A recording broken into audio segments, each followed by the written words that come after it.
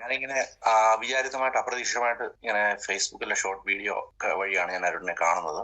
അരുണിന്റെ ആദ്യത്തെ വീഡിയോ കണ്ടപ്പോൾ തന്നെ എനിക്ക് മനസ്സിലായി ഞാൻ കടന്നുപോയ അതേ പാതയിലൂടെ പോയിക്കൊണ്ടിരിക്കുന്ന ആളാണെന്നും. ഞാൻ പലപ്പോഴും പലരോടും പറഞ്ഞിട്ടുള്ള അതേ കാര്യങ്ങളാണ് അരുൺ ആ വീഡിയോയിൽ കൂടെ പറയുന്നത് എനിക്ക് മനസ്സിലായി. അപ്പൊ എനിക്ക് വളരെ താല്പര്യമായി. കാരണം ഞാനും ഇതിന്റെ ഈ പെന്തക്കോസ്ത് വിശ്വാസത്തിന്റെ ഒരു വിക്ടിമാണ്. എനിക്ക് ഒന്നല്ല രണ്ടല്ല, എനിക്ക് 18 വർഷത്തെയാണ് എക്സ്പീരിയൻസ് പറയാനുള്ളതും ഞാൻ അതിൽ നിന്ന് പുറത്തു വന്നതും. എൻ്റെ അമ്മ ബേസിക്കലി എൻ്റെ അമ്മ വഴി, സാധാരണ എല്ലാ വീട്ടിലും സംഭവിക്കുന്ന പോലെ എൻ്റെ അമ്മ വഴി തന്നെയാണ് കുടുംബമായിട്ട് ഇതിലെത്തിയത്.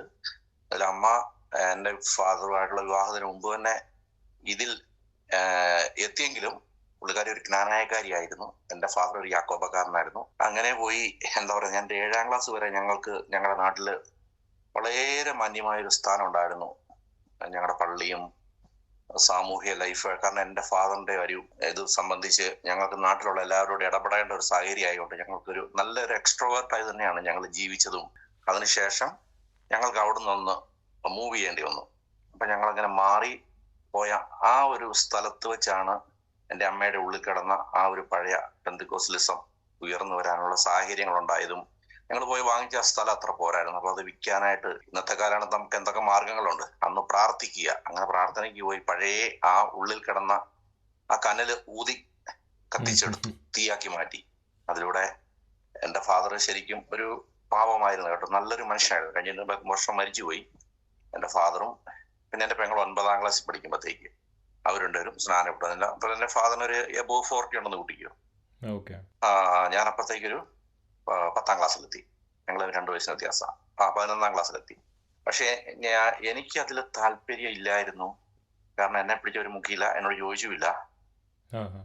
എന്നാൽ ഞാൻ അതിന് ശേഷം എനിക്ക് സ്വന്തമായിട്ട് അഭിപ്രായങ്ങളായതിനു ശേഷം ഞാൻ എൻ്റെ അമ്മയുടെ കൂടെ പെന്തക്കോസ്ത് വിശ്വാസത്തിൽ ഞായറാഴ്ച പോകത്തില്ലായിരുന്നു. പക്ഷെ അതിനു മുമ്പ് കുഞ്ഞുനാളിൽ നിർബന്ധിച്ച ആ ഒരു 8, 9, 10 പ്രായത്തില് അന്നേ എനിക്കറിയായിരുന്നു ഇത് ശരിയല്ലെന്നും.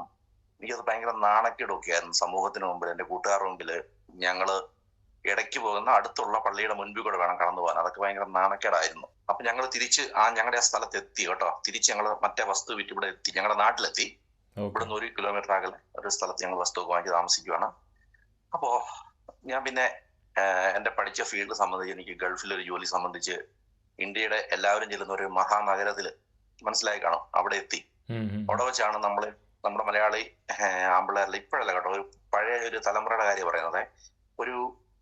ഞാൻ 2000-2001 കാര്യം പറയുന്നത്. ആ സമയത്ത് ഞാൻ അവിടെ എത്തി. അപ്പോൾ എൻ്റെ സിസ്റ്റർ നേഴ്സായിരുന്നുകൊണ്ട് അവിടെ ഒരു ഹോസ്പിറ്റലിൽ ജോലി കയറി. പുള്ളിക്കാരി പ്രയറിന് പോയിക്കൊണ്ടിരുന്ന അവിടുത്തെ പാസ്റ്റർ ആയിട്ട് എന്നെ പരിചയപ്പെടുത്തി. പുള്ളിക്കാരിക്ക് പരിചയപ്പെടുത്തി കഴിഞ്ഞപ്പോഴേ ആളിന് മനസ്സിലായി, ആ പാസ്റ്റർക്ക് മനസ്സിലായി നമ്മുടെ സഭയ്ക്ക് വേണ്ടപ്പെട്ട ചെറുപ്പക്കാരനായി ഇവനെ മാറ്റിയെടുക്കാം. അതും വെറും 26-27 വയസ്സ്, നല്ല തിളയ്ക്കുന്ന രക്തമുള്ള യൗവന പ്രായം. അതിന് വളരെ വിദഗ്ധമായി പുള്ളി എനിക്കൊരു അക്കോമഡേഷൻ ഒരുക്കി. വളരെ സന്തോഷം. പിറ്റേ സൺഡേ കഴിഞ്ഞ് പിറ്റേ തിങ്കളാഴ്ച പുള്ളി എന്നെ തിരക്കി വീട്ടിൽ വന്നു. അവിടെയാണ് ചതിയെ. എന്നോട് ചോദിച്ചു, എന്താ ഇന്നലെ സൺഡേ പ്രാർത്ഥനയ്ക്ക് വരാൻ? ഞാൻ പറഞ്ഞു പ്രത്യേകിച്ചൊന്നുമില്ല. പുള്ളി ആഗ്രഹിച്ചത് അതിനും കൂടെ വേണ്ടിയായിരുന്നു എന്നാണ് എനിക്ക് അപ്പോഴും തോന്നിയില്ല. പിന്നീട് വർഷങ്ങൾ കഴിഞ്ഞപ്പോൾ മനസ്സിലായത്. പ്രത്യുപകാരം ആഗ്രഹിച്ചുകൊണ്ട് തന്നെയാണ് നമുക്കൊരു സഹായം ചെയ്യുന്നതല്ലേ. അതെനിക്ക് മനസ്സിലായില്ല. നമ്മുടെ ആ ഒരു പ്രായം വെച്ചും അപ്പൊ ചിന്തിക്കണം, അന്നത്തെ 26-27 ഇന്നത്തെ ഒരിക്കലും കമ്പയർ ചെയ്തത്. ഇന്ന് പിള്ളേര് അതിനൊക്കെ മുമ്പേ അവർക്ക് പക്വതയും മുൻകൂട്ടി കാണാനുള്ള കഴിവുണ്ട്. അന്ന് അത്ര ഇല്ലായിരുന്നു. 2000-2001 കാര്യം അവിടെ. ഓക്കെ, അങ്ങനെ ഞാൻ അദ്ദേഹത്തെ സന്തോഷിപ്പിക്കാൻ വേണ്ടി ഞാൻ നെക്സ്റ്റ് സൺഡേ പോയതാണ്. അപ്പോൾ എല്ലായിടത്തും ചെയ്യുന്ന പോലെ തന്നെ നമ്മളെ ഇവർ ഭയങ്കരമായിട്ട് കെയർ ചെയ്തു. അപ്പൊ ഞാൻ വിദേശത്തൊക്കെ ഒരു ജോലി സംബന്ധിച്ചാണ് ആ നഗരത്തിലെത്തിയതും. എനിക്ക് ഒപ്പം തന്നെ ചെന്നപ്പോഴൊരു ചെറിയ ജോലി കിട്ടി. പക്ഷെ അത് താൽക്കാലികം. നമ്മുടെ ഫൈനൽ ഡെസ്റ്റിനേഷൻ എന്ന് പറയുന്നത് അബ്രോഡാണ്, ഗൾഫാണ്. അപ്പൊ നമ്മുടെ ആവശ്യം മനസ്സിലാക്കി അവരെല്ലാവരും കണ്ട ഒരു യൗവനക്കാരൻ ഈ പറയുന്ന പോലെ അവരുടെ സഭയ്ക്ക് ഭയങ്കര മുതൽക്കൂട്ടാണല്ലോ. എല്ലാവരോടും ചെന്ന്, പ്രത്യേകിച്ച് ഈ പാസ്റ്റർ എന്നെ ഭയങ്കരമായിട്ട് പ്രൊമോട്ട് ചെയ്ത് എന്നെ ഇൻട്രൊഡ്യൂസ് ചെയ്തു. ഞാൻ എഴുന്നേറ്റ് ജസ്റ്റ് ഒരു വാക്കൊക്കെ പറഞ്ഞ് മടിയായി, നമുക്കതൊന്നും അറിയത്തില്ലായിരുന്നു ആദ്യമൊക്കെ. ഞാൻ പുറയില് ബെഞ്ചില് അച്ചായന്മാരുടെ ഒക്കെ പുറയിലിരിക്കത്തുള്ളായിരുന്നു. പക്ഷെ പിന്നെ അവര് നമ്മുടെ ആവശ്യങ്ങൾക്ക് വേണ്ടി എടുത്ത് പ്രാർത്ഥിക്കുന്നു, നമ്മളെ ഭയങ്കരമായിട്ട് കെയർ ചെയ്യുന്നു, സ്നേഹിക്കുന്നു. ഞാനും ആ ഇതിലങ്ങ് പെട്ടുപോയി. അതായത് എനിക്കൊന്ന് രക്ഷപ്പെടണമല്ലോ. അപ്പൊ നമ്മൾ ദൈവത്തെയൊക്കെ വിളിച്ച് രക്ഷപ്പെടുന്നത് കൊണ്ട് ഞാൻ മാത്രമല്ല, എനിക്ക് ഭയങ്കര സന്തോഷം തോന്നി. അവരുടെ അത്രയും സഹകരണവും കെയറിങ്ങും സ്നേഹവും ഇവരുടെ ഒരു കോമൺ രീതി. അതെ തുടക്കത്തിൽ ആ വരുന്ന, ഞാൻ അതിനെ കുറിച്ചൊരു വീഡിയോ ചെയ്തിട്ടുണ്ട്. ഇവിടുത്തെ അത് കൾട്ടുകളിലുള്ളൊരു സ്വഭാവമാണ് ഈ ലവ് ബോംബിംഗ് എന്ന് പറയാം, ആദ്യത്തെ ഒരു പീരീഡ്. അതെ അതെ അതെ, കറക്റ്റ്. ഞാൻ ഒരു കാര്യം കൂടെ ചോദിച്ചോട്ടെ, ഇത് ഏത് സഭയായിരുന്നു? ഞാൻ ഫസ്റ്റ് പോകുന്നതും ഇതിൽ സംബന്ധിച്ച് എന്റെ മാതൃസഭ എന്ന് പറയുന്നത് ചർച്ച് ഓഫ് ഗോഡ് ആണ്. Okay okay. അപ്പം അന്ന് എന്നെ അതിലോട്ട് കൊണ്ടുവന്ന ആ പാസ്റ്റർ ഭയങ്കരമായിട്ട് എന്നെ പ്രൊമോട്ട് ചെയ്തു. പിന്നെ അവിടെ എന്നെ പോലെ തന്നെ ഇതിൽ വന്ന കുറേ ചെറുപ്പക്കാരുണ്ട്. അപ്പൊ നമുക്ക് കറക്റ്റ് യങ്സ്റ്റേഴ്സ്, നമുക്കൊരു കൂട്ട് കിട്ടി. ഇവൻ ഞങ്ങളുടെ കമ്പനിയിൽ നിന്ന് വർഷത്തിൽ 2 അടിപൊളി ടൂറ് പോയിട്ട് പോലും എനിക്ക് ആ ടൂറിനേക്കാൾ താല്പര്യം, ഞാൻ പോകത്തില്ലായിരുന്നു, ഞങ്ങളുടെ ചർച്ചയിൽ നിന്ന് പോകുന്ന ടൂറായിരുന്നു. അത്രയ്ക്ക് നമ്മൾ ഇവരുമായിട്ട് ഇതായിപ്പോയി. ഞാനൊരു അപ്പത്തേക്ക് എനിക്ക് നല്ലൊരു കമ്പനി ജോലി ചെയ്ത്, നമ്മുടെ ഈ Kotak Mahendra bank, JM Bakshi group എന്ന് പറയുന്ന ആര്യ ഷിപ്പ്, ആര്യ ഓഫ്ഷോർ ഒക്കെ ഉള്ള 44 കമ്പനികളുള്ള ഒരു വലിയ കമ്പനി എനിക്ക് ജോലിയൊക്കെ കിട്ടി. പക്ഷേ അതിന് മുമ്പത്തെ ഒരു കാര്യം എനിക്ക് പറയാനുണ്ട്, സോറി. ഞാൻ അവിടെയാണ് ഞാൻ ട്രാപ്പിൽ വീണത്, അത് പറയാൻ മറന്നുപോയി. ആദ്യത്തെ ചെറിയ സ്ഥലത്ത് ജോലി ചെയ്യുന്ന സമയത്ത് ഇവരുമായിട്ട് കണക്ഷൻ ആകുന്നു, നമ്മളെല്ലാത്തിനും പോകുന്നു, വരുന്നു, സഹകരിക്കുന്നു. അങ്ങനെ അങ്ങോട്ട് പോയി 5-6 മാസം കഴിഞ്ഞപ്പോൾ എന്റെ കമ്പനിക്ക് അവിടെ സബ് കോൺട്രാക്ട് കിട്ടാതെ പെട്ടെന്ന് എന്റെ ജോലി നഷ്ടപ്പെട്ടു. എന്റെ വീട്ടിലല്ല, ഞങ്ങളുടെ കമ്പനിക്ക് കോൺട്രാക്ട് കിട്ടാൻ. അപ്പൊ അവരെന്നോട് പറഞ്ഞു ഗുജറാത്തിലെ ജാംനഗറിലേക്ക്, അതായത് അംബാനിയുടെ റിലയൻസ് ജാംനഗറിലേക്ക് പോകാന്ന് ചോദിച്ചപ്പോൾ എനിക്ക് ചർച്ചിനോടുള്ള ആ ഒരു അട്രാക്ഷൻ മൂലം ഞാൻ പറഞ്ഞില്ല എന്ന് പറഞ്ഞു. ഒറ്റ കാര്യം കൊണ്ട് ഞാനത് പോകാനത്. അല്ല, ഞാൻ ഒരു കാര്യം കൂടെ ഇതിന്റെ ഇടയ്ക്ക് ഒന്ന് ചോദിച്ചോട്ടെ. നമ്മളെ ഈ എന്താ പറയുക, നമ്മളെ ആ ഒരു ടേക്ക് കെയർ ചെയ്യുന്ന നമ്മുടെ ആ ഒരു സ്നേഹം എന്നൊരു ആ ഒരു കമ്മ്യൂണിറ്റി എന്നതിനപ്പുറം ഒരു തീവ്രമായ വിശ്വാസിയായി മാറിയിരുന്നോ, അതോ ഒരു കമ്മ്യൂണിറ്റി എന്നൊരു സ്നേഹം മാത്രമേ ഉണ്ടായിരുന്നുള്ളൂ? അന്നേരം ഞാൻ തീവ്രമായ വിശ്വാസിയായിട്ടില്ല. ഞാൻ അവരുമായിട്ടുള്ള ഫസ്റ്റ് ഇവരെന്നെ കൊടുക്കുന്ന വട്ടം പിടിക്കുന്ന ആ സ്റ്റേജിൽ ഞാൻ എത്തിയതേ ഉള്ളൂ. ഞാനും ഇവരെ ഭയങ്കരമായിട്ട് സ്നേഹിക്കുന്ന സ്റ്റേജിൽ എത്തിയതേ ഉള്ളൂ. അങ്ങനെ അങ്ങോട്ട് പോയി 6 മാസം കഴിഞ്ഞ് സബ് കോൺട്രാക്റ്റില്ലാതെ വന്നു. പെട്ടെന്ന് എന്റെ ജോലി നഷ്ടപ്പെട്ടു. പിന്നെ എനിക്ക് ജോലിയൊന്നും കിട്ടുന്നില്ല, കയ്യിലെ കാശ് തീരുന്നു. റൂം നല്ലൊരു ഫ്ലാറ്റ് ആയിരുന്നു. അപ്പം നമ്മൾക്ക് ചെലവ്, ഫ്ലാറ്റിന്റെ റെന്റ് എല്ലാം കൂടെ വന്നപ്പോൾ എൻ്റെ ഇല്ലാതെ വന്നു. അത് മനസ്സിലാക്കിക്കൊണ്ട് ഇദ്ദേഹം കറക്റ്റായിട്ട് എനിക്ക് അതിനുള്ള പൈസ ആ മാസം ഈ പാസ്റ്റർ തരുന്നു. അങ്ങനെ 4.5 മാസം ഞാൻ ജോലി ഇല്ലാതിരുന്നു. ആ 4.5 മാസവും ഈ പാസ്റ്റർ, അദ്ദേഹം പറഞ്ഞത് നമ്മുടെ ചർച്ചയിലുള്ള കാശുള്ള അച്ചായന്മാരോട് വാങ്ങിച്ച് നിങ്ങളെ പോലെയുള്ള ജോലി ഇല്ലാത്തവർക്ക് കൊടുക്കുന്നു എന്നൊക്കെയാ പറഞ്ഞത്. എന്നെ അവർ അവിടെ ഹെൽപ്പ് ചെയ്ത്, ഞാൻ എല്ലാം ഉള്ള പോലെ പറയണം, അവിടെ തന്നെ അവർ ശരിക്കും ഹെൽപ്പ് ചെയ്തു കേട്ടോ. അല്ലെ ഞാനത് വിഷമിച്ചു പോയനെ, അത് സത്യമാണ്. പക്ഷെ ആ ഹെൽപ്പും ഈ പറയുന്ന പോലെ അവര് പ്രത്യേകപരമായിട്ട് പിടിച്ചതാണ് ഞാൻ പറയാൻ വരുന്നത്. അവരെ ചെയ്തതിന് എനിക്ക് നന്ദിയുണ്ട് അവരോട്. എനിക്ക് 5-ാം മാസത്തിൽ ജോലി കിട്ടുകയും ചെയ്തു കേട്ടോ. നല്ലൊരു ജോലി ഞാൻ കയറുകയും ചെയ്തു. മുമ്പ് ഞാൻ പറഞ്ഞ കമ്പനിക്ക് കയറുകയും ചെയ്തു. അപ്പൊ അതിന് തൊട്ടും ആ സിറ്റുവേഷനിൽ നമ്മൾ മാനസികമായിട്ട് തകർന്നു എന്ന് ഇവർക്ക് മനസ്സിലായി. തകർന്നിരിക്കുക. ഈ പാസ്റ്റർ എന്നോട് ഒരൊറ്റ ഏതോ ഒരു മുഹൂർത്തത്തില് ആ സഭാ ഹോളി വെച്ച, ഞാനും പാസ്റ്റർ മാത്രമേ ഉള്ളൂ, എന്താവശ്യനോട് ചെന്നതാ, ഒറ്റ വാചകം എന്റെ പേര് പറഞ്ഞിട്ട്, ദൈവത്തിന്റെ കൽപ്പന അനുസരിച്ചാൽ ദൈവം മാനിക്കും, അനുഗ്രഹിക്കും, ഉയർത്തും എന്ന് പറഞ്ഞപ്പോൾ ഞാൻ പെട്ടെന്ന് അതിനകത്ത് ഞാനങ്ങ് വീണുപോയി. ഇവര് പറയും സ്വർഗം, ഓരോരുത്തർ സ്നാനം കഴിയുമ്പോൾ പറയും ഇന്ന് സ്വർഗം സന്തോഷിച്ച ദിവസമാണെന്നൊക്കെ പറയും. ഞാനും വിചാരിച്ചത്, ഞാൻ ദൈവത്തിന്റെ കൽപ്പന അനുസരിച്ച് സ്നാനപ്പെട്ട് ദൈവത്തോട് ചേരുമ്പോൾ സ്വർഗം സന്തോഷിക്കും, ദൈവം എന്നെ അനുഗ്രഹിക്കും, ദൈവം എനിക്കൊരു വഴി കാണിച്ചതിനും കൈപിടിച്ച് കയറ്റും എന്നൊക്കെ വിചാരിച്ച് ഞാൻ സ്നാനപ്പെട്ടതിന് ശേഷം പിന്നെ ഞാൻ അങ്ങോട്ട് ഇതിലോട്ട് അങ്ങ് ഭയങ്കരമായിട്ട് അങ്ങ് ആഴത്തിൽ ഡീപ്പായിട്ട് ഈ വിശ്വാസത്തിലായി. ഞാൻ ഈ വിശ്വാസത്തിൽ ഡീപ്പായി നിൽക്കുമ്പോൾ എന്നെ ദൈവം അനുഗ്രഹിക്കും എന്നോർത്തിട്ടല്ല, ഈ വിശ്വാസത്തിന് വേണ്ടിയാണ് ഞാൻ നിന്നത്. അതാ ഞാൻ പറയുന്നതെല്ലാം സത്യസന്ധമായിട്ട് പറഞ്ഞില്ല. അവരെന്നെ ഹെൽപ്പ് ചെയ്തു എന്ന് ഞാൻ പറഞ്ഞ എല്ലാം പറയുന്നുണ്ടല്ലോ. അവിടെ ഞാൻ പോയ സ്റ്റേജ് എന്ന് പറഞ്ഞാൽ 6 മാസം എനിക്ക് അങ്ങോട്ട് പോയി എനിക്ക് ടിവിയിലെ ന്യൂസ് കാണുന്നതോ, ന്യൂസ് പിന്നെ നമുക്ക് സഹിക്കാം, ഈ അഡ്വർടൈസ്മെന്റ് ഇല്ലേ, പരസ്യങ്ങള്, അല്പം വസ്ത്രമൊക്കെ ഇച്ചിരി, എല്ലാ അഡ്വർടൈസ്മെന്റ് അങ്ങനെയാണല്ലോ, ഇച്ചിരിയൊക്കെ മാറ്റങ്ങൾ ഫുള്ള് കവർ ചെയ്തിട്ടുണ്ടല്ലോ.